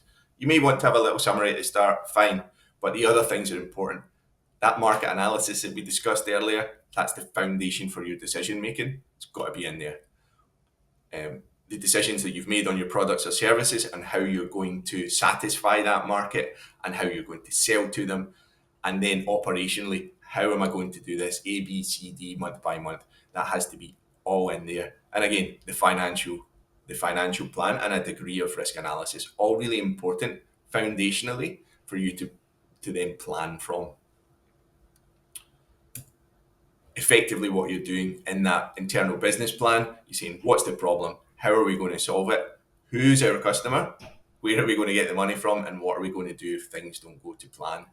Now, I would suggest that this basis forms the background for your action plan, And the reason for that is that you're going to do all of this hard work and research initially, but then you don't have to go through that process again and again every year. You're going to tweak it, because as you get more customers and more clients, some of this information is going to change, but fundamentally it's going to form that basis for your action plan. That's the background. So an internal plan, all of that research, really sensible before you consider an action plan. Now, an action plan is much more direct, it's dynamic, it's in action. This is what we are doing in the business. You know all that background stuff, great. Now what are we going to do about it? And there are 3 key questions in there. Where are we? Where do we want to go? And how are we going to get there? Those are the fundamental things that you need to know. Now that where are we is all of that information that you've gathered previously. It's the environment in which your business sits, and its potential challenges that you can see coming up. And again, all of that stuff from that internal plan will form that where are we? That's your basis. But again, you don't need to redo this from scratch every single year when you make your plan for the year. It's going to be tweaks based on what you've learned, but you don't actually need to go right down to this every time. Effectively, what you want, the stage you want to get to is potentially have a strategy for the next 5 years. I want to make this amount of money in 5 years' time. Then you get your action plan. That's a breakdown just for this year. How are we going to get there? What are our challenges? And then later, you can look at that process and break those down into different bite-sized chunks. We'll look at that in a moment. So effectively, your strategy is, I'm going to eat that elephant over there. Your action plan is, here's how I'm going to do it. And the process is, okay, who's bringing the ketchup along? Okay, so it's about breaking down that eating of the elephant into little bite-sized chunks, which is key. That's the action. And that's what's going to keep you going as a business owner, one step in front of the other. So again, as I mentioned, there's the where are we now? That's the first question. What's our current environment? You've gathered a lot of that information already. What's going well so far? What are our challenges? This is going to form the basis of the next part, especially that challenges. We're going to have to overcome some of those, and that's going to form our goals, or some of our goals. And then we move into those goals. Where do we want to go? What are our goals? Short, medium, and long. So we've got that long-term strategy. We know about the elephant. And so we're going to break that down into short and medium-term goals that we're going to tackle this year to get us towards that. And some of our goals might also be based on those challenges that we identified in the previous section. Here's an example of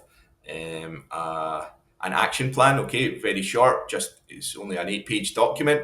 So we've got long term. We know that the goal for 28-29 is to reach this financial stability. There's a little graphic there to show where we want to get to. And here we know in 24-25, we're going to cover these key areas. That then feeds into 24-25. We're going to overcome those challenges that we identified later, and we're going to lay the groundwork for income stream growth. Okay, great. So on the right-hand side, that then becomes 3 simple goals. We don't need more than that, especially as a small business owner. As you grow into a larger business, maybe you're going to have more goals. But remember, your time and your resources are limited. So your goals should reflect that 3, maybe 4 key goals for the year. Because once you break those down, you're going to see there's a huge amount of work involved in reaching each of those. So we've got some key goals with a few different strategies on how to hit them. Okay, that's where do we want to go.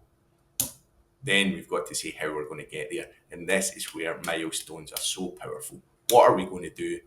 When are we going to do it by? And look, it keeps things nice and simple, great visual element to it, and it helps us understand how we're going to eat this elephant one bite at a time. And that might look something like this, like the action plan timeline that you have in the course content, month by month for the year. This is my goal, and this is the milestone in reaching that goal. And as we can see, there's a lot of milestones that will come from just one goal. That's why I said, keep it simple, keep it just to a few goals, because that's going to give you a lot of work. You can see there's a lot of work here, but month by month, the whole team knows exactly what we need to do and when we need to do it by. Now, each of these can be broken down into who's bringing the ketchup, okay, into individual processes. John's doing this work, Brian's doing that work, Sarah's doing that work, Alice is doing that work, and it's all going to come together so everyone knows what they need to do to achieve things by the dates that you've set out in order to reach those goals. And again, as I said, there's that process breakdown. Who's going to do it? How are they going to do it? Eat that elephant one bite at a time. Okay, so just to summarise, that business plan must work for you. It's got to be specific to you. So they, of course, as you said, there are templates on the Startup September course page. There's a sample business plan. There's templates all over the internet. Again, just treat them as guides. Whatever the purpose of your business plan is, whatever your particular needs are, you should make those adjustments. Don't just fill out a template and think that's it. That's not going to work. And again, I would recommend that action plan. The one you've got in your workbook is a good start. There's an action plan timeline which you can break down and see exactly month by month how you're going to get to your goals. Really, really important. Cheers. Graeme, would you like to come up and join us? So in the interest of sticking to the time, I'm going to send you a little video tomorrow of my section. I'd be delighted to have Graeme here, who is a former BECNT CEO. He is Director of Entity One. Excuse me, I'm going to jump out of this. He's the Director of Entity One. He's been in business for many, many years and was an excellent CEO for BECNT when he was there. And so I'm delighted that he is going to be giving you some tips on starting your business. Graeme, after you. Is this thing, it's the one left and right. Hi everyone. Just a little bit of background.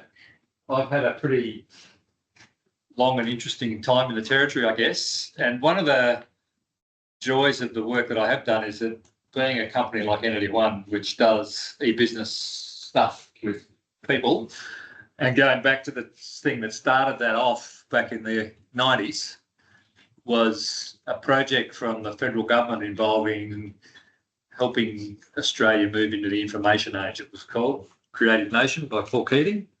And it was a really interesting time. But what it did was it meant I got a lot of exposure to lots and lots and lots of different businesses. And whilst Entity One's done a fair bit of that too, there's some things that have come out of that which I find really interesting. One is that there's a huge diversity of issues and stuff that are different for different businesses. But there's a bucket load of stuff that's pretty much the same when you dig down underneath and look at what's going on. And so what I'm going to try and do is just run a pot of history through some of those things. Think about what some of the things are that people need to think about and some of the traps and mistakes that people make. Because whilst it might seem that your business is so different, there's some bits of it that are pretty much the same. Pardon me. And whilst you might think that my business is really, really, really different to everybody else's, you might be right. And for some bits of it, you're probably really wrong.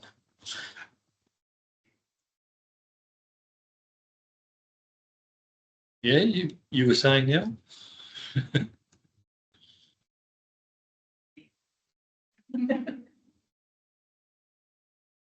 So one of the really big issues here for people in working out what they're doing in a business is what are you actually trying to deliver? And one of the things that you really need to focus on, in my view, is value and understanding what value is. And value is really, really different from price.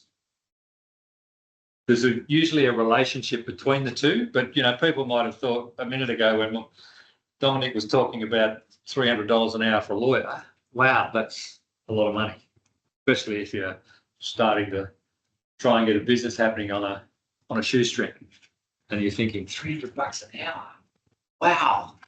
But when you look at it as a value proposition, it's a completely different story. Because if you've got all these issues that you need an answer to, you might get an answer from someone like him in your hour for $300, or you might spend the next 6 months dicking around on Google and ChatGPT and other things and try and come up with an answer, and then end up with something that's completely wrong that you find out 5 years later when it actually there's some sort of dispute or some sort of issue. So in your own, that's the same thing applies to what you're providing to somebody else. And my advice would be to try and find ways to do things to people that they see as really valuable, so that you don't have to do the low cost, high volume model of business, which is pretty much painful most of the time. Depending on what sort of business you're in, obviously, the margins and things like that can become a killer. And that's where understanding your business, getting into the business concept of what you're trying to do and how you're trying to do it, you really need to be thinking about value. And one of the flip sides of that, which when I reflect back on what I've done in more recent times, I guess too, is, you know, we go into business with the idea that we're going to make money. And obviously you need to make enough money to pay your bills and do all the other things you need to do, otherwise you don't have a business. But you then run into the value proposition for your own value of your time. And what do you want out of life?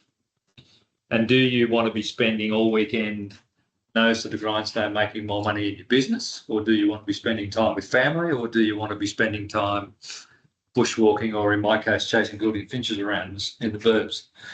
So understanding value propositions about what you're getting out of your business and what your customers are getting out of your business is a really fundamental thing that I think you need to get into your mindset and understand that it's a very different proposition to price.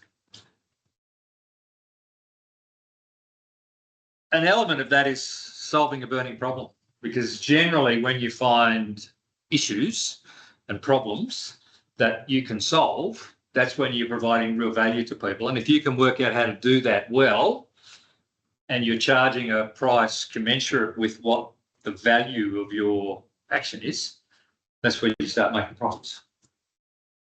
So often you find people who work in a business or work in an industry, and they get a perspective on that there's a problem here and I can fix it. And that's where they get the opportunity to start their own business. Go off and do that. But they're looking at things from the perspective of solving a problem that other people have. It might be just something that pops into your mind in the middle of the night when you wake up and you think, wow. And those sort of things snowball and the business idea forms, and then you start doing all the other bits and pieces that turn that into a reality. And it's that reality that you need to go into with your eyes open. So these things called customers are really important things in businesses, because without them, it doesn't go very far and doesn't do much. So from that point of view, you really need to obsess over what their needs are. And so you need to be able to focus on getting a perspective on how they're thinking about this stuff rather than how you're thinking about it. And that's where that value proposition stuff comes in as well, because what's value to you isn't necessarily value to your customer. And a word of advice is you don't last particularly long if your business operations and all your things are based on what's value to you at the ignoring of your customers' values. And happy medium is where you're both finding value out of it. And that's where you is to find that space where you've got happy customers who want to come back and keep getting your service, product, whatever it is, again and again over time. And that's where your business has become easier to run, easier to manage, and a lot more fun to be involved in. But also it means that a lot of the things you might want to do in terms of growing your business and that become easier and easier and easier, because you've got other customers out there who are positives about your business, and you've got a range of good stories to tell people, which is great for when you're trying to increase and improve the number of customers you've got. So always thinking win-win is a really important part of that process, because win-lose doesn't work for very long. And someone mentioned Qantas earlier. I can remember when most people in this country had a really positive attitude about Qantas. Most people in Darwin did too. I don't think there's too many of them left. And that's that sort of stuff that starts to make a difference. Now, Qantas can get away with it as a monopoly for a period of time, but in other spaces, those sort of things can become a really important part of your business. And maintaining that value proposition mindset about positives I'm getting out of it, positives my customers are getting out of it is where that comes from. Experiment. One of the things that you'd all be pretty much aware of, and I find this really an interesting thing. So back in the 80s, I was teaching at Darwin Primary School, just down the road there at the new university campus or over the road. And the parent council asked if there was anybody on staff who knew anything about computers. And I said, almost. So when I was at university, you got a big stack of punch cards and you push them in a slot and the computer went brrr, and then it spat them all out on the floor and did a printout, and you either had a solution or a stuff up, and when you found that out, you had to try and sort the cards out. So that was computers back then, giving away my age here. When we did the quantum multimedia thing with the Creative Nation project, the idea was to help, our brief was to help Australia move into the information age. And the internet and all this brand new shiny stuff was happening, and computers were a very, very different thing to what I'd been using back at university and what was happening at Darwin Primary School in 1981. And yet the Apollo spaceships had a computer chip in them that was the same as the Apple IIe that was in the classroom in Darwin Primary School in 1981.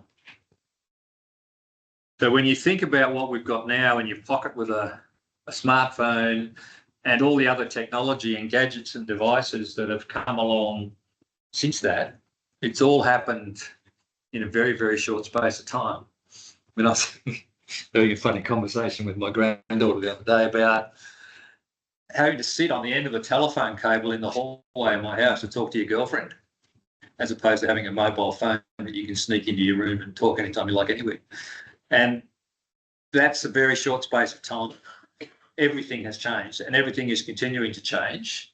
People just mentioned AI, artificial intelligence, and I'd make some warnings about artificial intelligence before you get too sucked into it, that you actually go and read some of the negative stories. And I'll give you an example of my own. I was doing some research on some wildlife stuff around goannas and a process called taste aversion. So I fed it to ChatGPT, and it spat me out this report, and I read it, and it had a line in it that said, you need to be careful when doing these sorts of things with reptiles like cane toads. Did anyone pick what the problem with that is? Is that cane toads are not reptiles. And like, that's about mid-secondary school level that you'd expect a kid to be able to identify an amphibian from a reptile. And yet ChatGPT can't. So when you read lots of the other examples and stories of where it's gone haywire and how it does things and how it just makes shit up when it can't find the real solution, very much so when you've got your draft contract, show it to someone like Dominic to run their eyes over it and pick out things like that jump out at you when you know what you're looking at, but you don't get from that. So experimentation is a really important part of this, because opportunity comes out of experimenting. You know, people have been doing stuff for a long, long, long time in this way or that way, and then all of a sudden they're not anymore.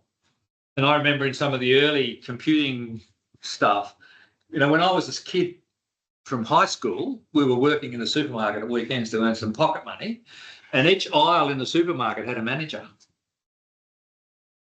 And about that point of time, you found these new managers walking around with these handheld devices, which were about this big, and scanning cards on shelves, and suddenly you've got a manager managing 2/3 of the supermarket.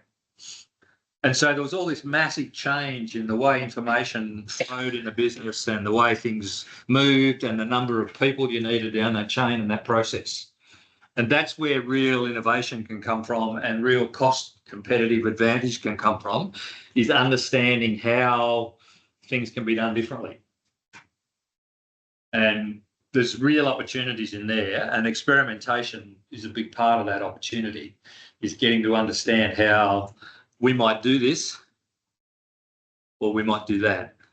And if we do it that way, we're going to need 6 people and it's going to take us 3 days to get the output.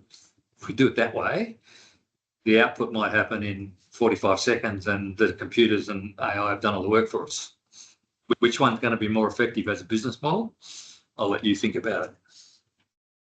So part of this value conversation, and I want to inject another element into this conversation at this point, because there's a couple of other things to focus on here as well, but there's a really big difference between profit and revenue. And lots of businesses can be thinking that they're making good money, but they're not necessarily making good profits. And it's profits that make businesses grow and expand and be able to do the things that you want to do, not revenue. Obviously, there's a relationship between the two because you don't make profits on no revenue, but they're not one and the same thing. And again, getting back to that message earlier that you can spend an enormous amount of time busting your gut working on small margin things and competing with other competitors who are playing around in that small margin space as well, and you're getting a lot of work and not a lot of profit. So you really need to think about these things as you're setting your business in progress and thinking about these things as you go and helping make decisions about which way you go and what you do based on things like this. Because people can get really sucked in and seeing all this money flowing into the bank and all these sales. But if you're not aware of what's going on the other side, you can be in big strife. And that's part of the issue about getting everything set up and getting to understand it and getting to know your cash flow stuff and also understanding your accounts. And that doesn't necessarily mean that you need to talk to your accountant every day. And I'm a personal advocate for having information systems that give you that information when you need it. So the core product that Entity One builds is a management information system that gives you real-time financial reporting. And so you can go in and hit a button and it'll give you all that information. And you can see straight away the difference between these two things. And from a management point of view, that's what should be informing your decision making a lot more than just, yeah, we made this amount of sales today. I'll give you a good example. At Titchakala, a remote Indigenous community, they had a store operating and it kept going broke. And the reason it was going broke was they had a 6-week time delay between invoices arriving at the store. They get put in an envelope, sent into town to the accountants, and then the information would come back to the store. So they were getting products, get the invoice, the way it goes, they sell the product, and then the invoicing process would catch up with them and come back. You should have sold those things at a higher price because they're now costing you more. And problem is we've already sold those ones and we've sold the next lot as well. So the timeliness of financial and management information is really, really important because they thought they were making good revenue. They were, but it wasn't adequate to make profit. So this focus stuff is not necessarily easy to get your head around because you might have lots and lots and lots of ideas. And your business, Dominic talked a little bit about this, about working out who you are, what you're doing. Focus on that and make some decisions about where you're going with this and how that's going to work.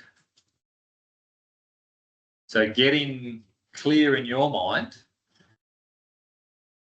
what you want to try and do and how you want to try and do it's really, really part of this getting focused on stuff. Having said that, don't be afraid to, when the evidence stacks up, that you shift your focus. And that thing we just talked about, profit, is one of the big helpers in helping shift your focus. But it's really important, I think, when you're starting this stuff out in particular, and depending on your resources and so forth, and obviously that's different, but if you're a small enterprise, There's only 24-hour in a day, and you need to sleep some of those and do a few other things. And you can't necessarily do everything you might need to do at once. So focus helps you find the pathway through what you need to do first and what's going to be most important in terms of getting your business ticking in a way that can keep it ticking. So the other thing I want to talk about at this point is risk. So we hear the word risk a lot. And every time you get in your car and every time you walk into your bathroom and hop into the shower and all those sort of things, you're taking a risk because more people will get killed in their bathrooms and lots of other places. But we don't analyse those risks, and we don't think when you get up in the morning and I've got to have a shower, oh, geez, is it worth going in there today or what? We just do it. But when you're doing it with a business perspective, you need to be a bit smarter about the risk, and I'm not talking about the bathroom necessarily, but getting to understand the risks associated with this are a really important part of the process, and it's not easy to do. So often you'll need to have a conversation with someone else or multiple other people, maybe your partner, who thinks you're bloody mad trying to do this. What are you on about? And they will point all these negatives about what you're proposing. So they're really good things to pick up on and do a risk analysis on. How do I fix that? Or what do I do if that happens? Because if you've got those things ticking away in your mind, they really help you with decision making and being responsive when some of these issues do pop up. Who's heard of a guy called Edward de Bono? A few. So de Bono was famous for creating a way of thinking about stuff, and it's on the internet. You'll find it. You just search for de Bono 6 thinking hats, you'll come up with it.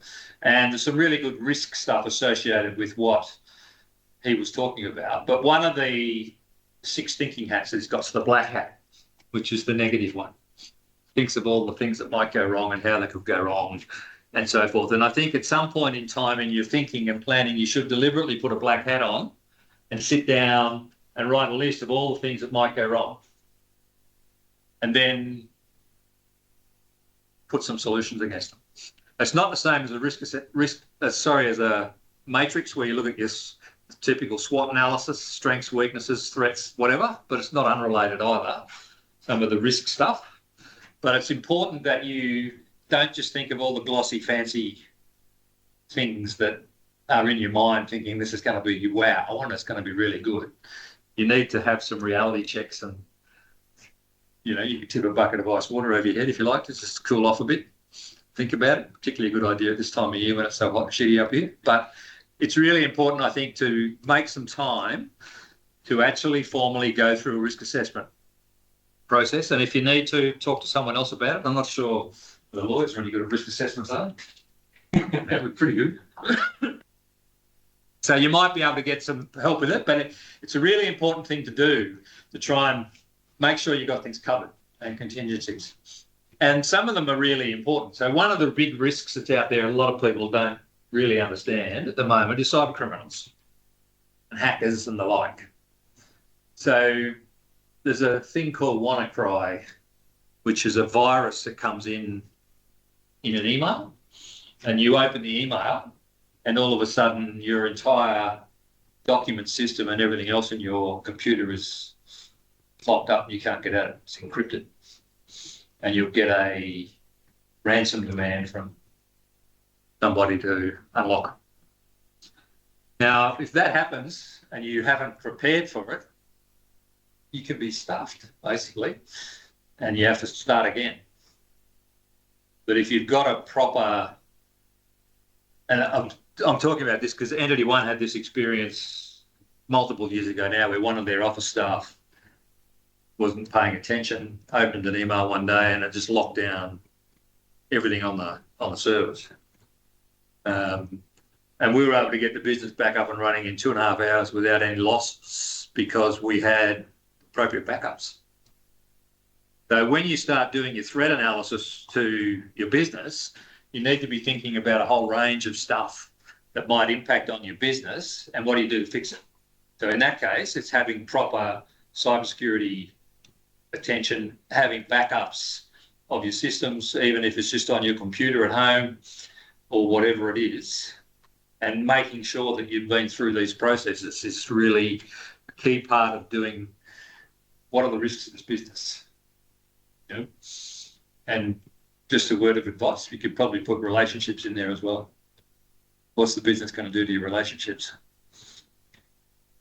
So part of the risk stuff is also this one, being aware of what your competitors are up to.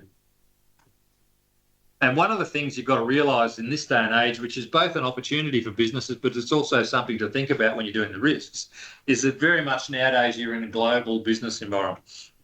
So I know plenty of people out of Darwin who don't really sell much or anything in Darwin, but they might sell stuff all around the world, but they live here and enjoy themselves and make money here. But that also means that you've got to think a little bit more broadly about competitors, because your competitors aren't just the people down the street. They're nowadays people in all sorts of places. And there's some concrete examples of that. I remember when I was doing one of the more painful things in my life as the Lord Mayor of Darwin back in 2008. Impex was arriving in Darwin and they were going to set the world on fire and create this wonderful city. And there was all sorts of hype and talk. And there were businesses in Winnelly and places like that who thought, wow. They went to these talks by the government and got convinced that they were going to make their fortunes out of Impex.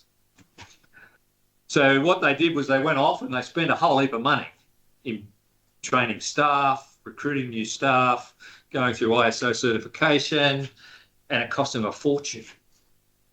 But what they found was that prior to Impex, when government contracts came up here in that particular space, and it was one of the engineering sort of spheres, there was about 7 companies that would bid for that. So that was the competitors that they were focused on in the Darwin area, and they knew them pretty well. They probably had drinks with each other at the sailing club on a Friday night. After Impex, when those tenders came out, there were 15 to 17 competitors in the tender bid. A lot of people, companies were trying to move up from down south, and they were being very cost competitive, trying to establish themselves in a new market, so they undercut. And these guys went that close to going broke, and they had to have a radical restructure of their business because they hadn't thought about their competitors in a broad enough perspective. And so you really do need to be a little bit careful when you are doing that risk assessment that you're not being narrow-minded about stuff, because it's a big, ugly world out there that you need to be aware of.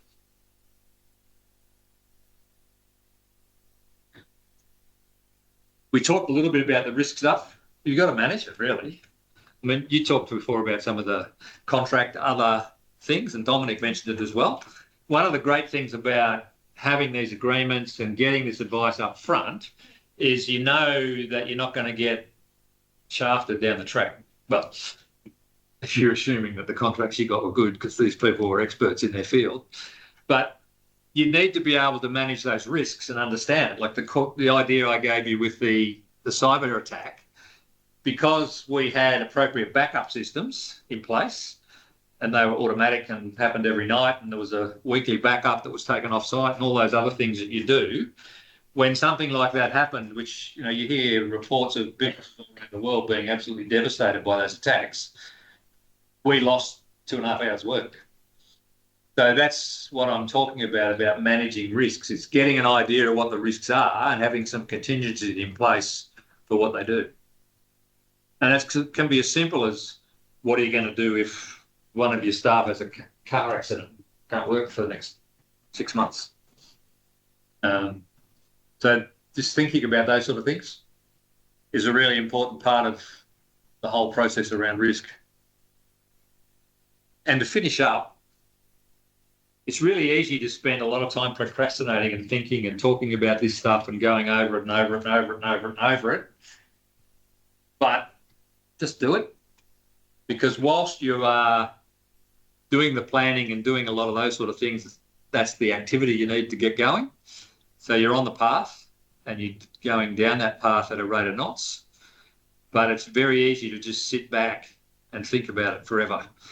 And I know a lot of people who have gone down that pathway and something has triggered them in the end to actually do it. And then they think, why the hell didn't I do this a year ago? So, got to get started. No point in wondering next Christmas whether this was a good idea or not. You need to be able to sit down next Christmas and say, well, I learnt lots from that experience and I'll be able to do this next time. Or, wow, wasn't that great? Look at the extra money we've been able to spend on Christmas presents. So it's really important that you do get on with it.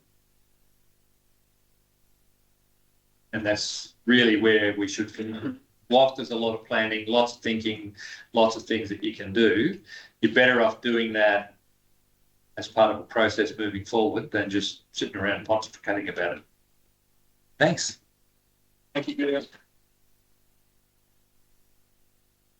We're going to finish off with two people who have done it.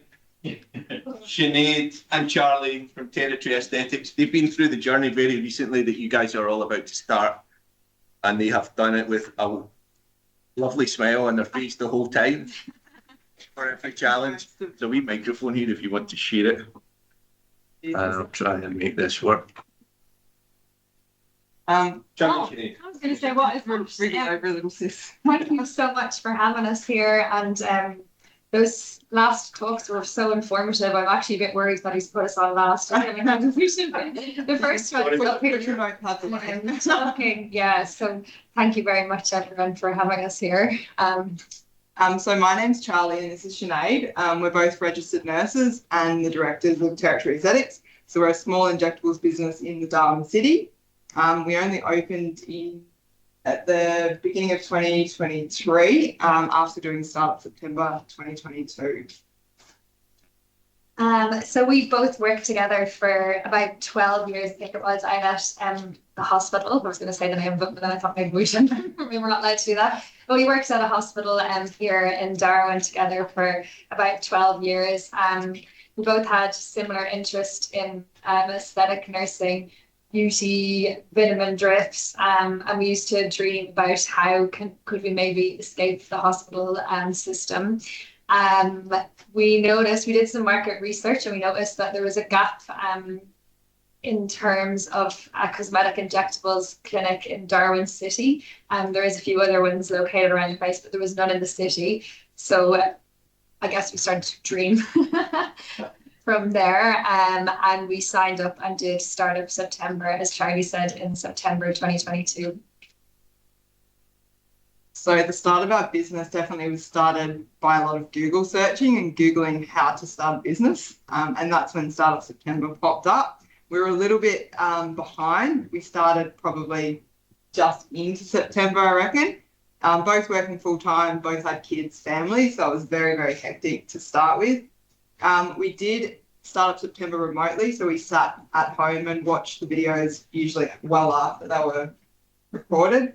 And did the workbooks, I guess, at our own pace and just tried to take what we could from it.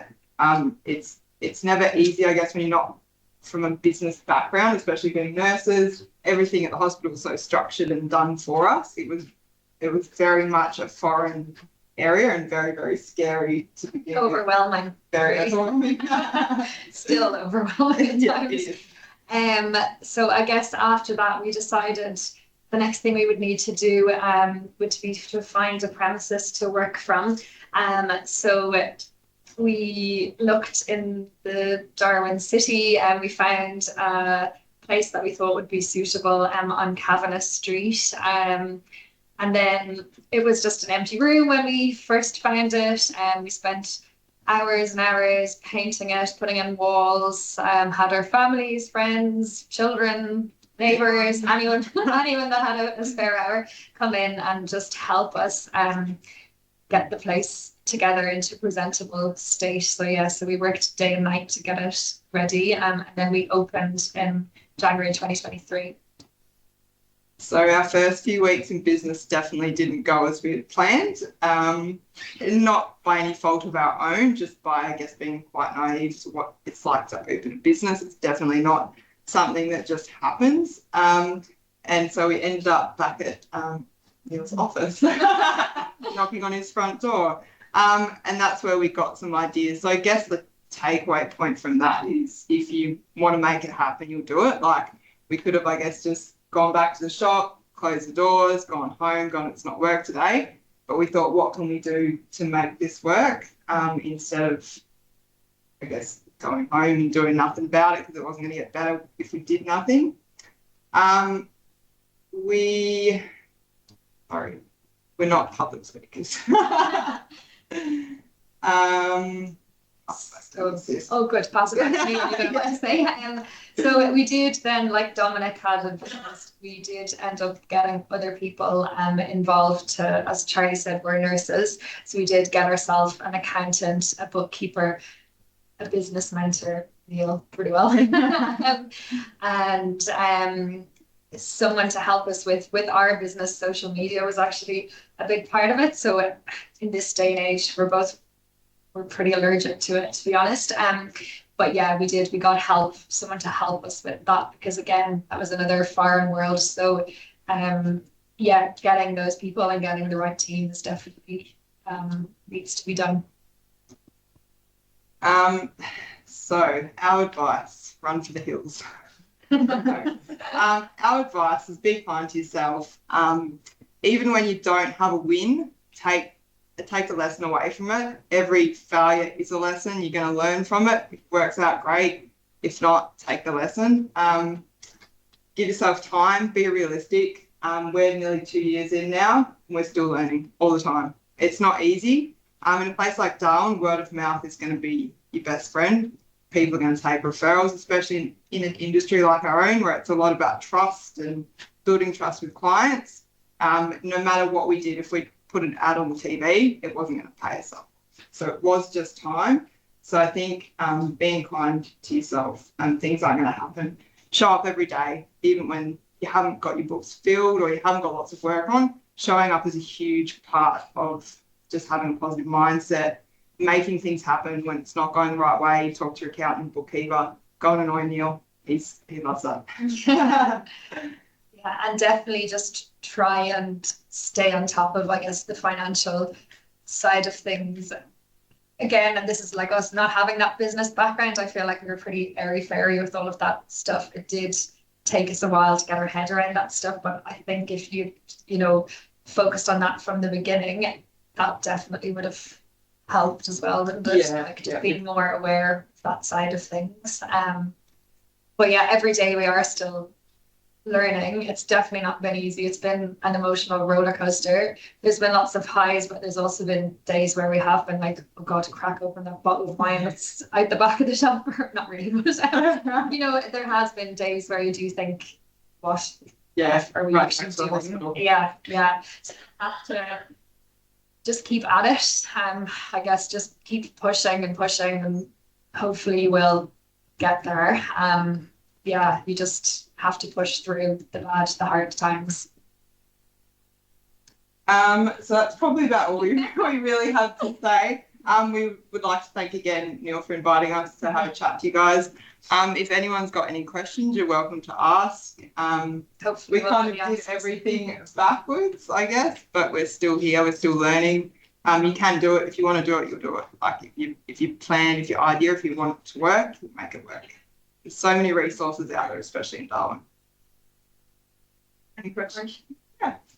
So how much you save before you start? How much did we save? Yeah, we got loans. Yeah, but we had the security of that. We worked at the hospital as well. So in the beginning, we worked part-time at the hospital and then part-time in the business. So we definitely didn't make any money for a long time. We called ourselves volunteers. We used to joke about it, and that's genuine. Being honest with you, we didn't like that other job kept us floated. We didn't have that other job. We wouldn't have been able to feed ourselves, honestly. Because you start up, no one wants to give you money. Yeah, you've got to have the proof of books and all the rest. So you've got to be kind of established for at least a couple of years before someone's going to go, your idea works, get some money. So yeah, it is hard. It is hard. And we were lucky, like Sinead said, that we had hospital jobs to support us. And it depends. Like we do say this, like people obviously come from different financial backgrounds, and we got loans to like cover the cost of fitting out the shop, that kind of stuff. but then we didn't really have any extra money floating around to keep ourselves afloat. So we had that other income. So I guess it just depends on your actual personal financial circumstances.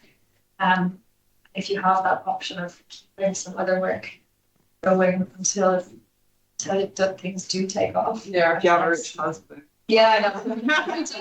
God, we got it wrong. We took time for ourselves. Would have made life a lot easier.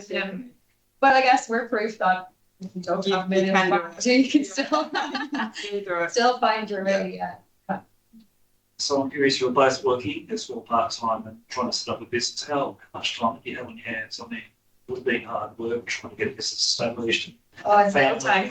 No time. See you later, family. And Yeah. It's a lot of sacrifice. Yeah, there is a lot of sacrifice. Yeah. So we're working 6 days a week. So we're doing 3 in the business, 3 in the hospital. And then with the business, you're working the 3 days in the clinic, but then you're at home at night doing all of the admin stuff. And because it is just the 2 of us, so we're the everything. You're the admin person, the cleaner, the injector, so yeah, you're at home, you're doing all the admin stuff. We do, as we said, have a bookkeeper. And we never took on the accounting or the bookkeeping. We knew that was well out of our. But everything else, so a lot of late hours, and then your brain get into bed, and brain is still on. Did you find it settled down after a while, or was it a waste? It's starting. It's starting, yeah, but it's still pretty full on. And it is only now, honestly, at this point, things are kind of starting to turn the corner, and we can see, we are making a profit, and this is probably going to work. And that is honestly 2 years down the track, and it is really only now that we're starting to think, this is probably going to work. So at what point did you jump from having job security, the 3 days at the hospital? We still have those. We still have them. We have 2 days now at the hospital. So we dropped another day there, but so it is a lot. It's a long, and there's just no right time to jump from one to the other. Like coming from government jobs, it's security, it's sick leave, it's holiday pay. So you've got to be really careful, I guess, with timing it right to jump into your own business where you haven't got that. Because we obviously do have the financial pressures of mortgages, children, you need to be able to pay for those things, which now it is getting to the point of where we probably can transition out of hospital, but that was our security blanket. Yeah, it's a slow burn. It's a lot of work. But yeah, I mean, our case is not for everyone. No, that's it. Different businesses. Find the rich husband. Yeah. Any other questions? No, thank you for listening to us. If you do have any other questions, we're happy to message us, or we may not have the right answers, but we can try and give you as much advice as possible. Yeah, we can tell you everything what not to do. We could write it all. Yeah. Thank you very much. I'm sure you're all going to be amazing. Thanks for sticking around, everyone. We have tomorrow. Take care. Tomorrow we're having a networking event right here. For those of you that have been waiting for the whole month for 3 years, it's happening tomorrow. See you all at 5 o'clock. The new business minister is going to be there to congratulate you all on a job well done. So I look forward to seeing you all for some free beers and free wine. Have a wonderful evening. Yes.